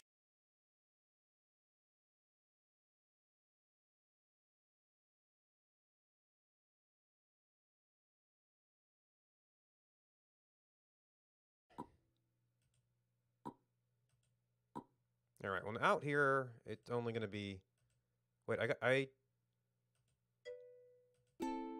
got a pie. Really, I did. Ah! I grabbed a new pie. I must accidentally put it down somewhere. And I die in the wilderness again.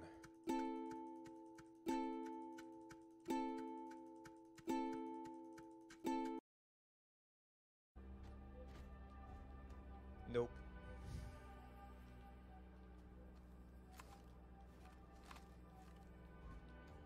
Now, there was something about these deploying at inappropriate times. What was it? Was it? No, I guess that's only on the ground. Oh.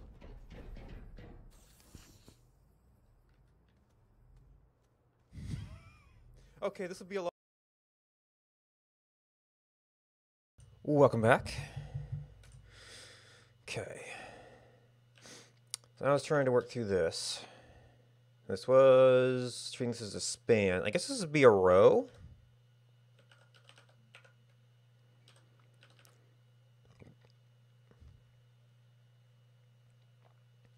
And I was trying to apply a class and a title. I don't even know if I could apply a title in Element. Oh, that's right. I reloaded all of my stuff. So we don't have the package docs up anymore.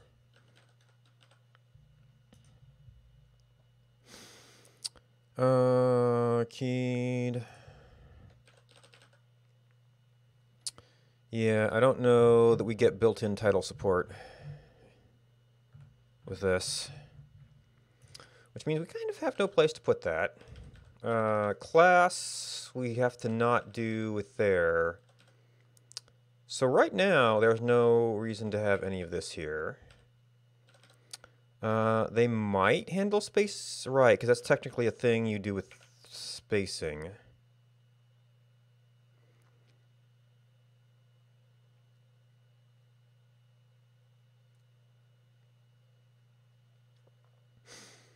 Ooh. Link changes we might have to do more with here.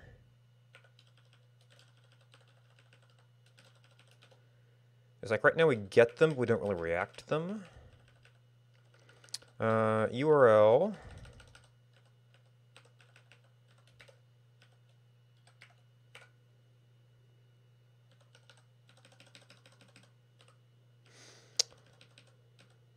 And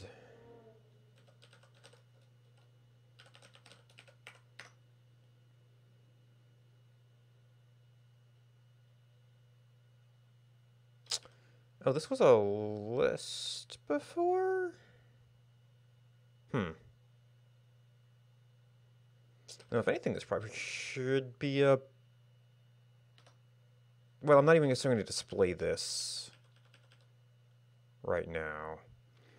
So what we can do right now is check that's compilable. URL.relative. Ooh, elm.json. Okay, we already have URL. Over our view has to use it.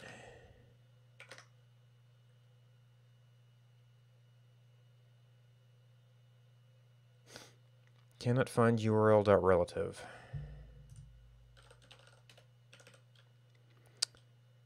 Oh, that's URL.builder.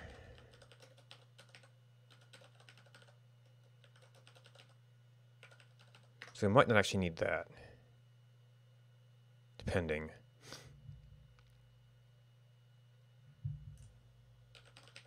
Authorize URL. Oops. Forgot to remove that one. And then we never removed this. And then the whole point of that was to append this. So...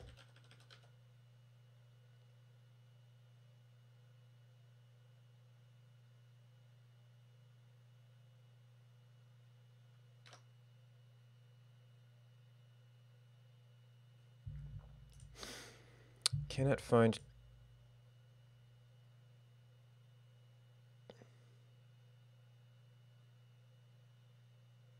Oh, client ID. Did I change that? Client ID? Oh, I probably didn't need it in this file before.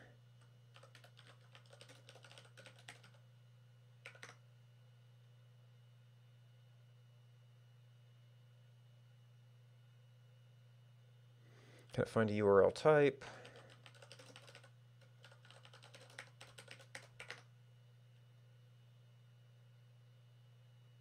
Maybe. One of my favorite words.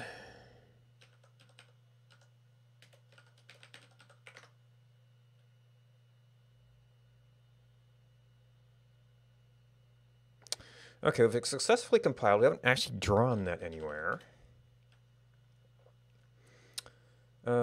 So that would be, right now, it would be kind of a comparison to this.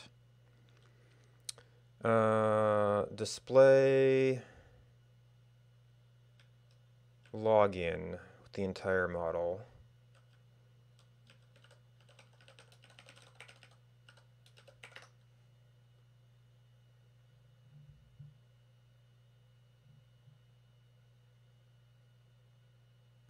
Okay, auth, maybe. Location URL. Logins, ooh. We didn't deal with the maybes. Because we were originally from, yeah, I must have just been using a dummy user in the other one. Display, login. Text, model.login. So this is maybe with default. No other way.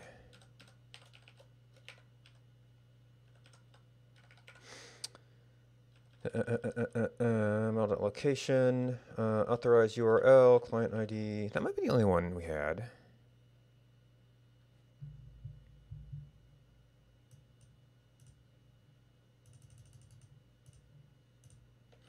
So we need not really this, but this. And this will probably go straight through. You were about to leave.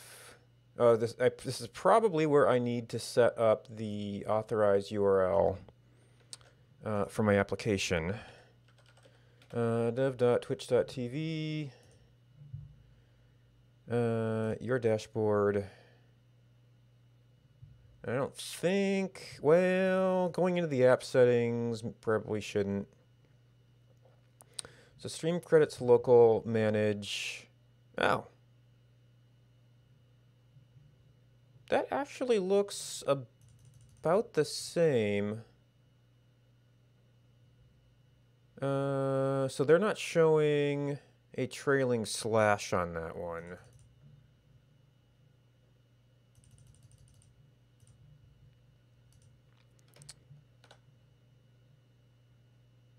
And maybe just localhost, they always do that.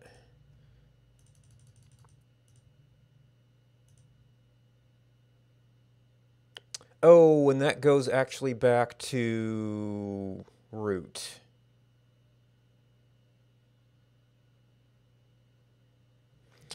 But this actually says redirect to...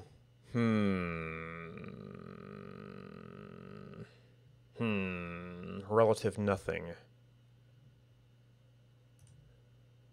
Oh, yeah. Redirect URI does not match registered URI. Yeah, okay.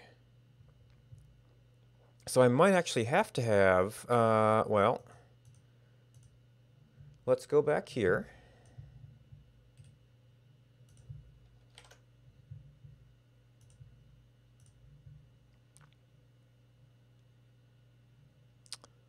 Div. Where's the... Okay, there's the link.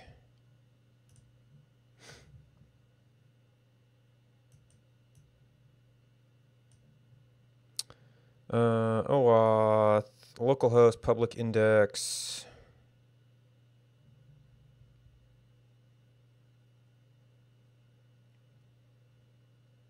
So it actually is sending that HTML page, which means when I go into my application settings, we need to be setting Well, I need to grab this essentially.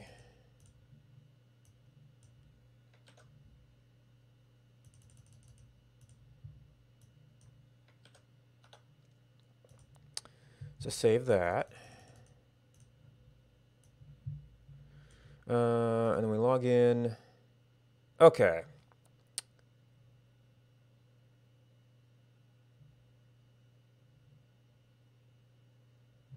And there's actually nothing really terrible on this screen.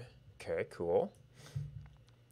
So we have our access token now, which we don't have any way to use at the moment.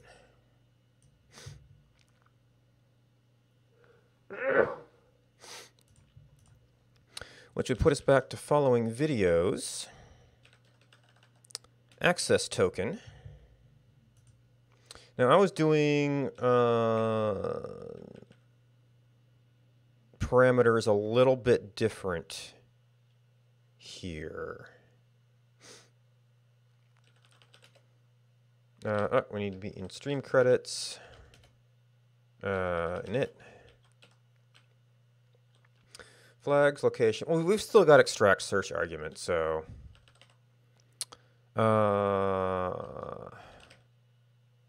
maybe auth. Access token.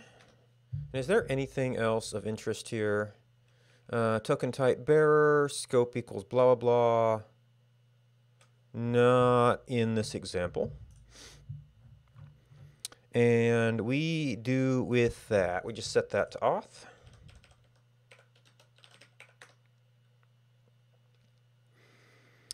We had to generate our auth state before we could do anything with this. And we were, oh, right, we were persisting this, so we could check it on reply. But there's no command here.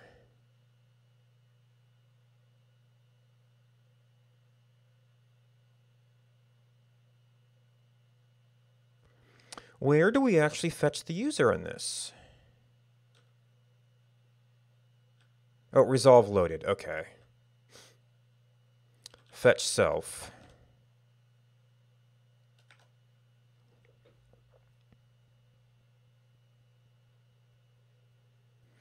We don't have a user ID to pass there. And that was my import user for this. Well, we've already got something to fetch the user.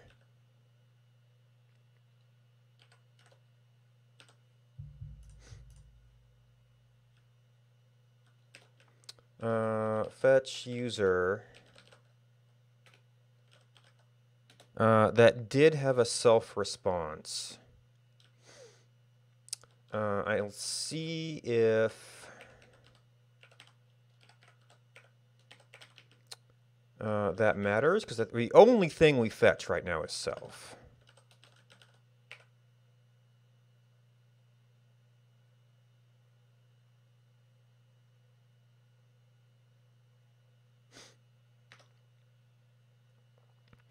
And we trigger that.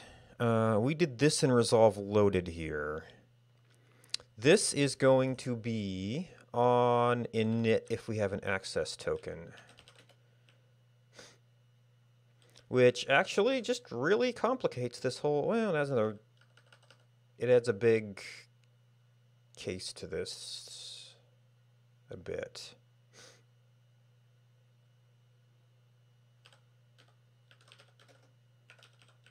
So we have, if we have an auth,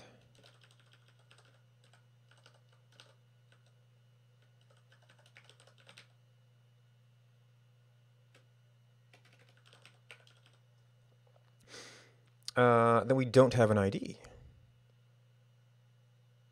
So this is actually more like fetch self.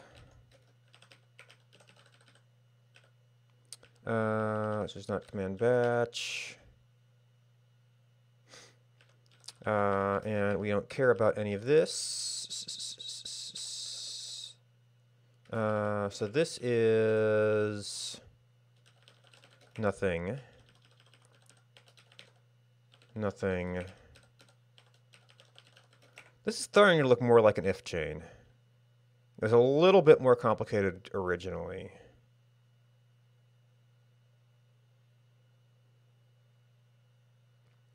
And we could be doing either the ID or the name.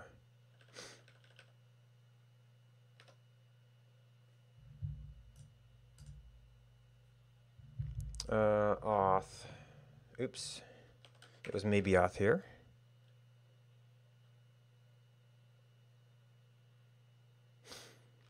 Fetch self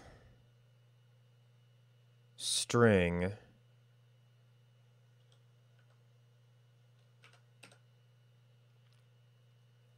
Fetch self needs, oh.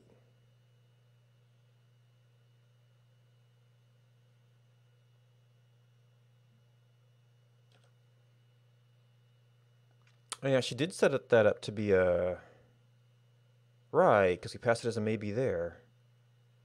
So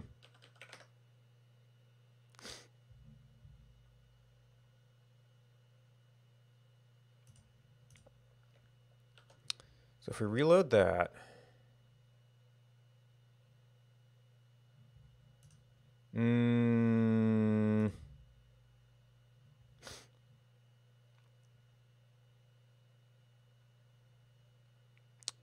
so we went, I guess it got the redirect chain.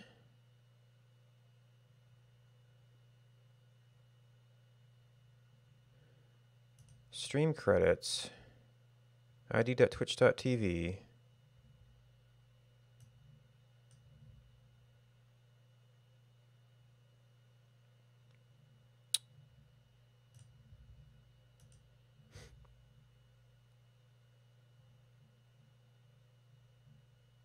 Why can I not resize these?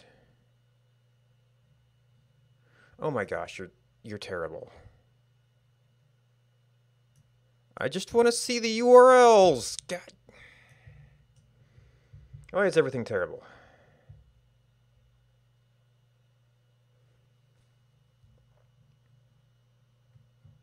Okay, so we're not getting any of the Twitch APIs. Well, I guess we wouldn't if it was...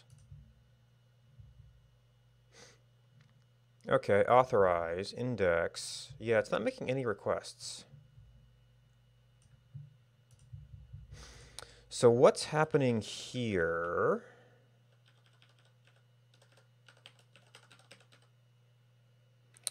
Are we successfully getting access token? Oh, access token. Actually, I think the C's are double too, aren't they? So we've actually got an access token now.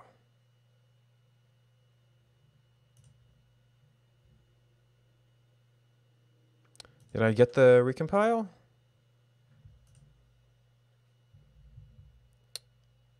Access token.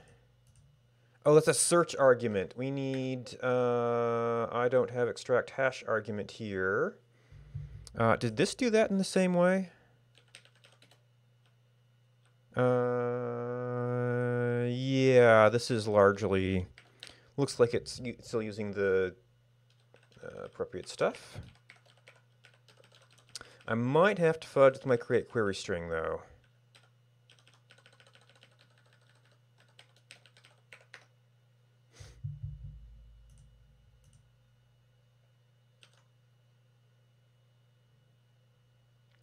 Okay, so we got a user ID.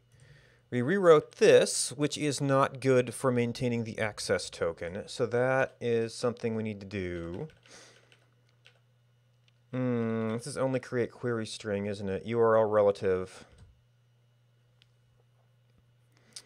Well, this is like probably all the stuff after that. How does... do you rebuild strings? You don't rebuild strings.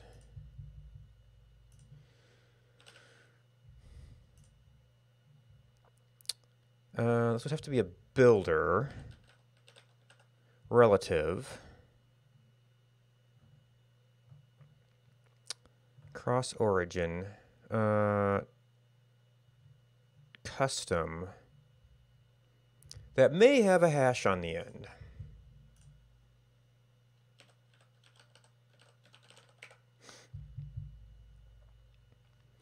List query parameter and maybe string. So our string is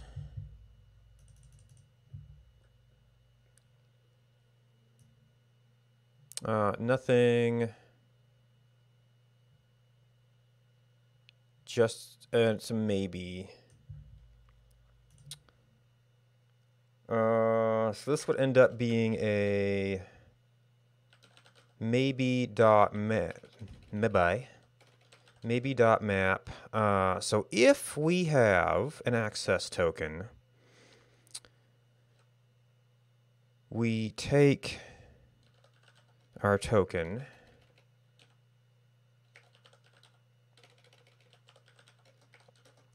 and prepend, and they're saying without the hash.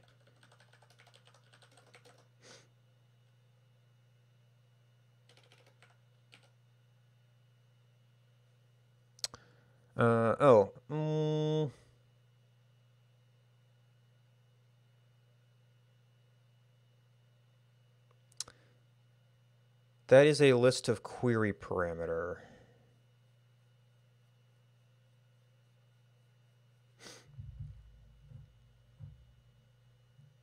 List query parameter.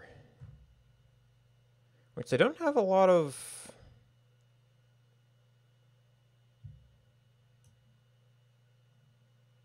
No, search. String search.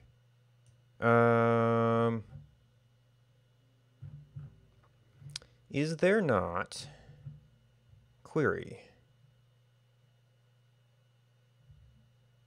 This is a percent encoded query parameter.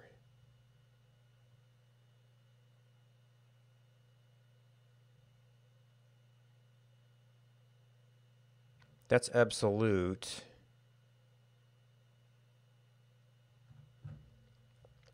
ToQuery does it with a question mark. So if I were to use that, I would have to remove the first character. Well, we don't think there's anything too fancy going on here, so I kind of don't want to deal with that.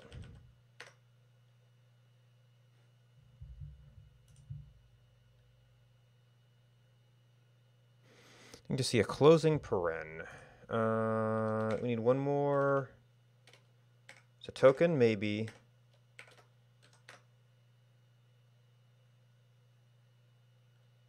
What's up?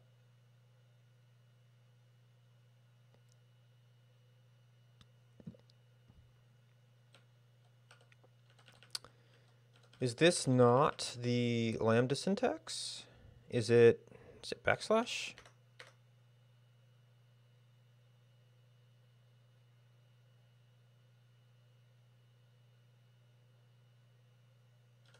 Did I still do this?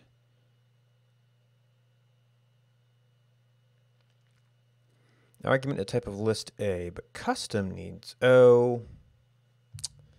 Right. Root.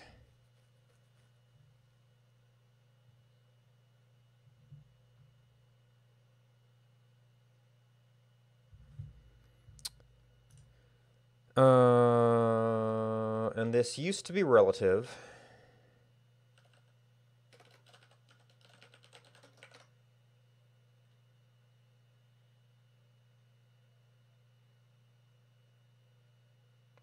The fourth argument to be maybe string.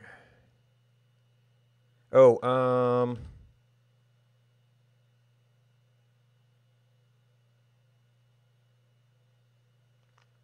oh, right, we have to actually provide model.auth.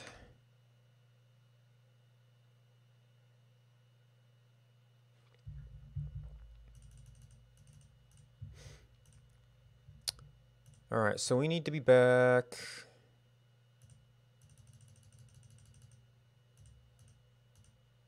In here.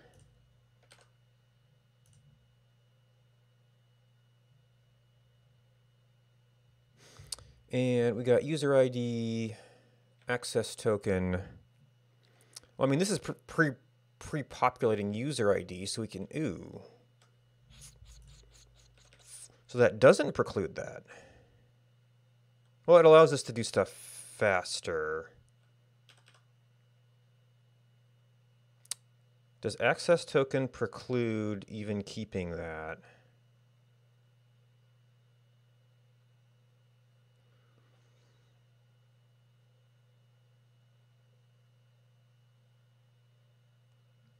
As we can, if we have that stuff, it could get mismatched.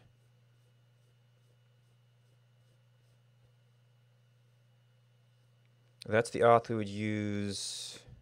Right, because we don't necessarily, this might be a bot that is managing like my channel. So it would have a bot user to make sure anything it does doesn't get me banned.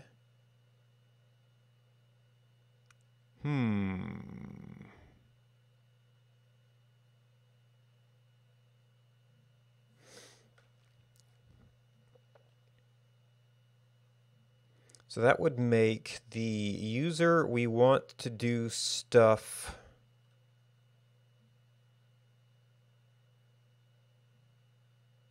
about different from the user we want an auth token for.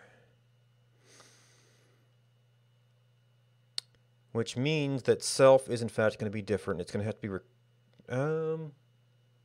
we only need the auth token. We don't even actually need,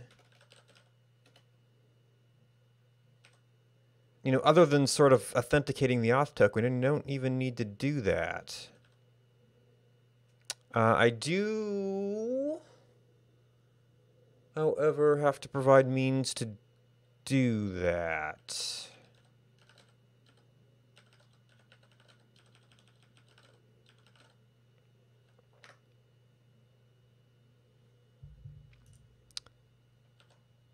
So once we're here, we've got all our stuff.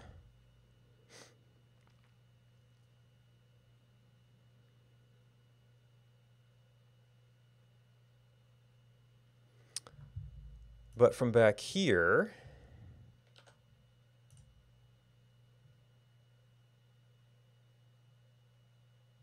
we have this.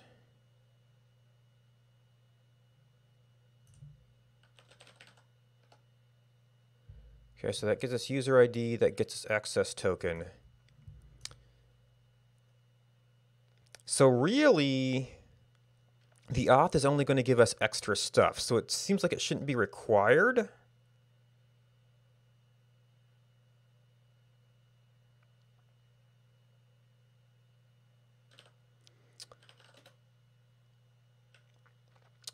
So maybe, so we did have to put some spacing in here. Spacing.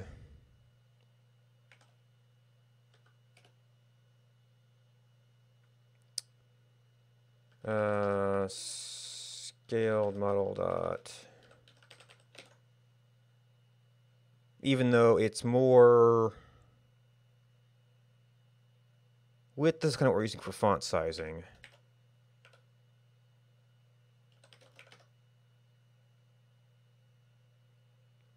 So that was not good. Then in other screens, footer, we can do display. Oh, doesn't.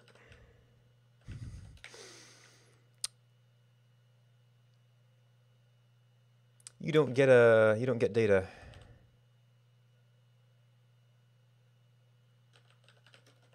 You never needed data.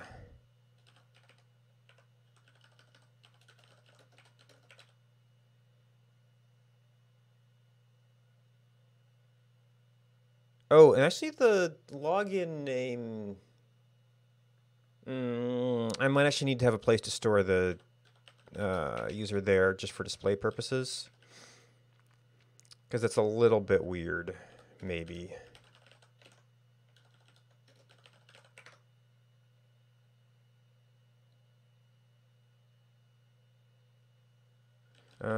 Behind content.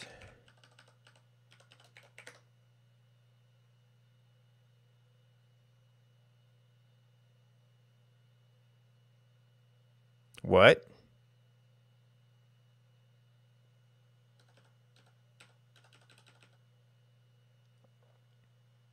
Excuse me?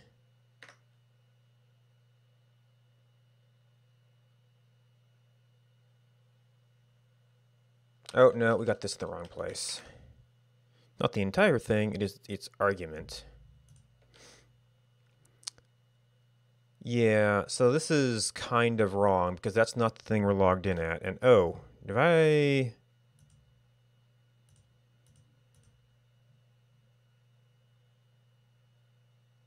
Interesting. Seems like I couldn't interact for a bit there.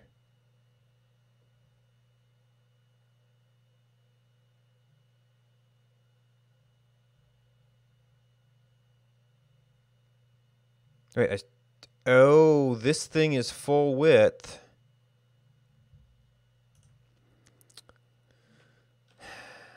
So is this front content? No.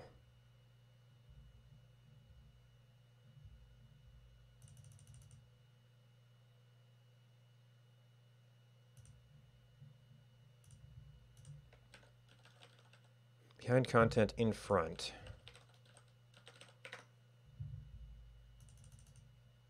So that's not how I want to display it, but it has to be interactable.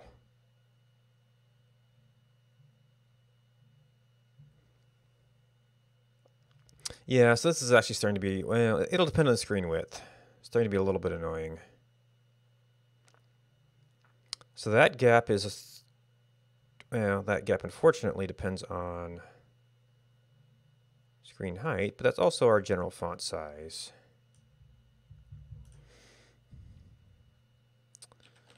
Spacing.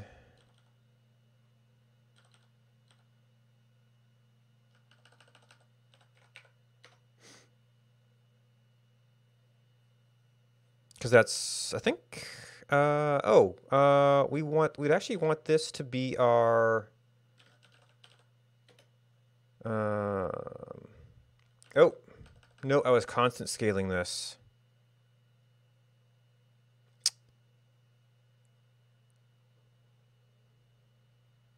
If we essentially want that to be the same. Oh, well, it actually is getting a font size there. But we wanted that to be... Oh, that's not constant.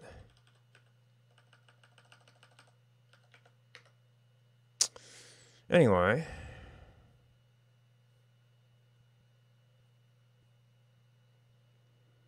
So we provide the ability to log out.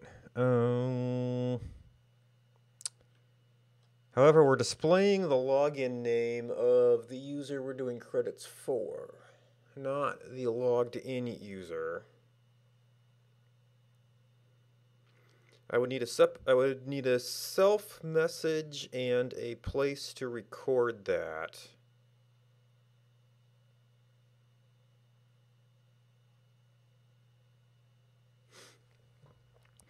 To display the logged in user.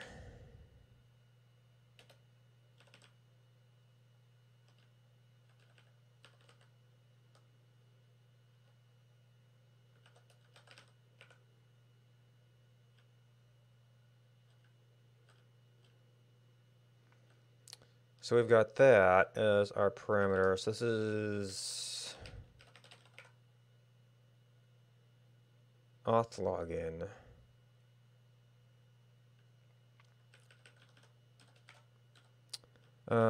Fetch self.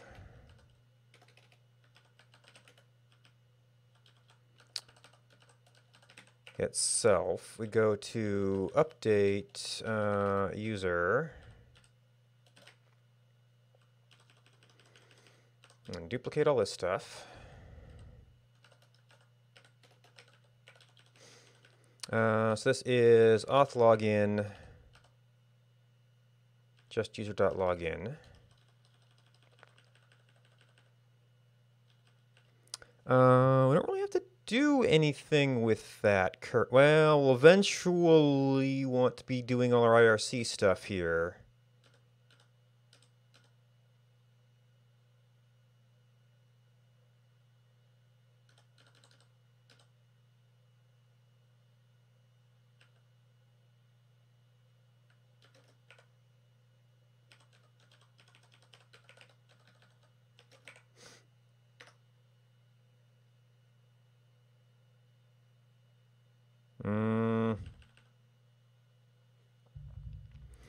What doesn't it like?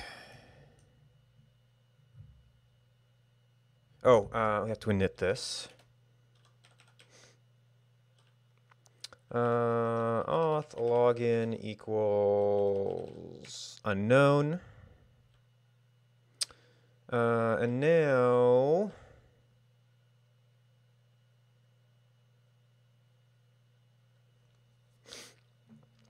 this would be a straight up independent thing. Maybe dot map.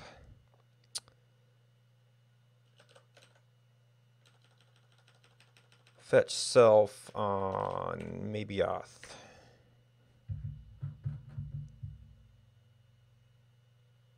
No. Maybe string, but map needs a second argument. Maybe string. What? Oh, because fetch wants a maybe itself. That does nothing. That is actual nothing if it's unauthenticated.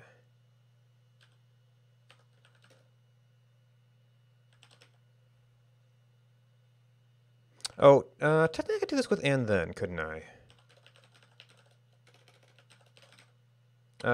No, because that wraps it back in a maybe.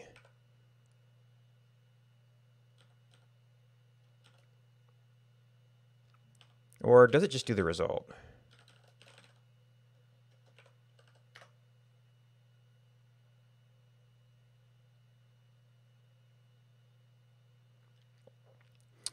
Nope, does have to be a maybe. So fetch self needs to do if auth equals nothing, then command dot none, else.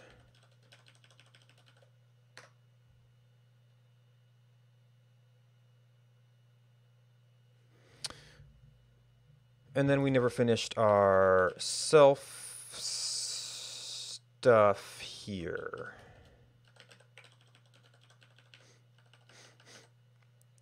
All right. So this would mean self lookup did not find a user.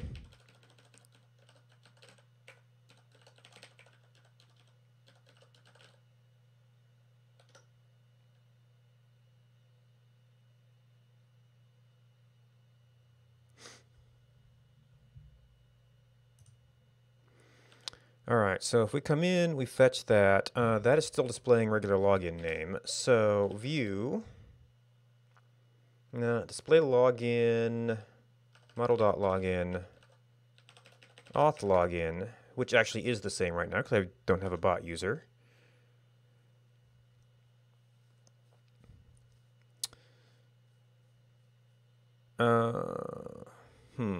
And that does get complicated for testing purposes, because I'm always going to be logged in as me. I guess I can just use myself for testing purposes and then worry about separating it later.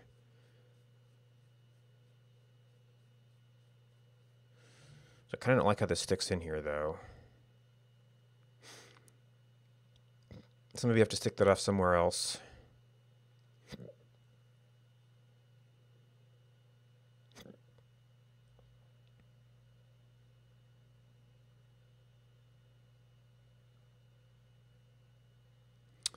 But that gives us a baseline to be able to use auth for the chat. Join part.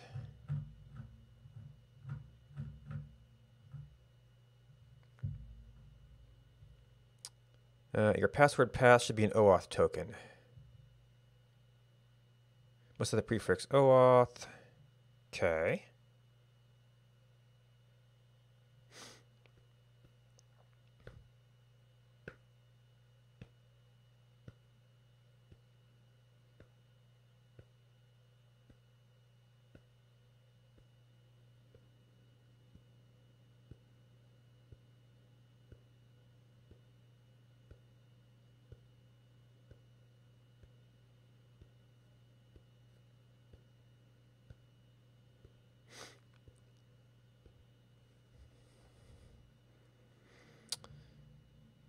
Okay. So that gives us our OAuth base. And the chat is going to be a whole another adventure.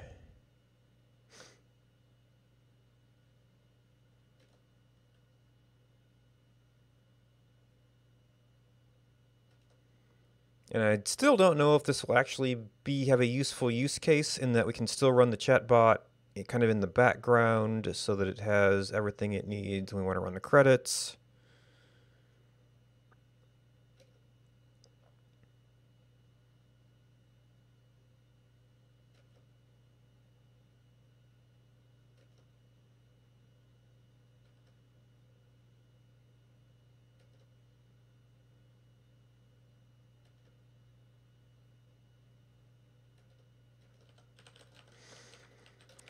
I'll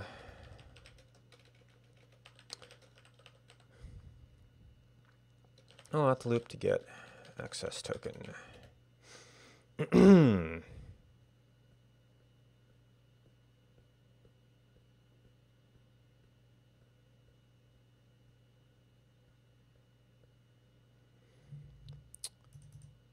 Oh, and one thing I didn't check. If we log out of here... Ooh, it does not... Yeah, alright, so it's getting too late now. Ew, do I have a notes here? I do not have a notes here. But one of the things we want to do when we come back is we actually have to start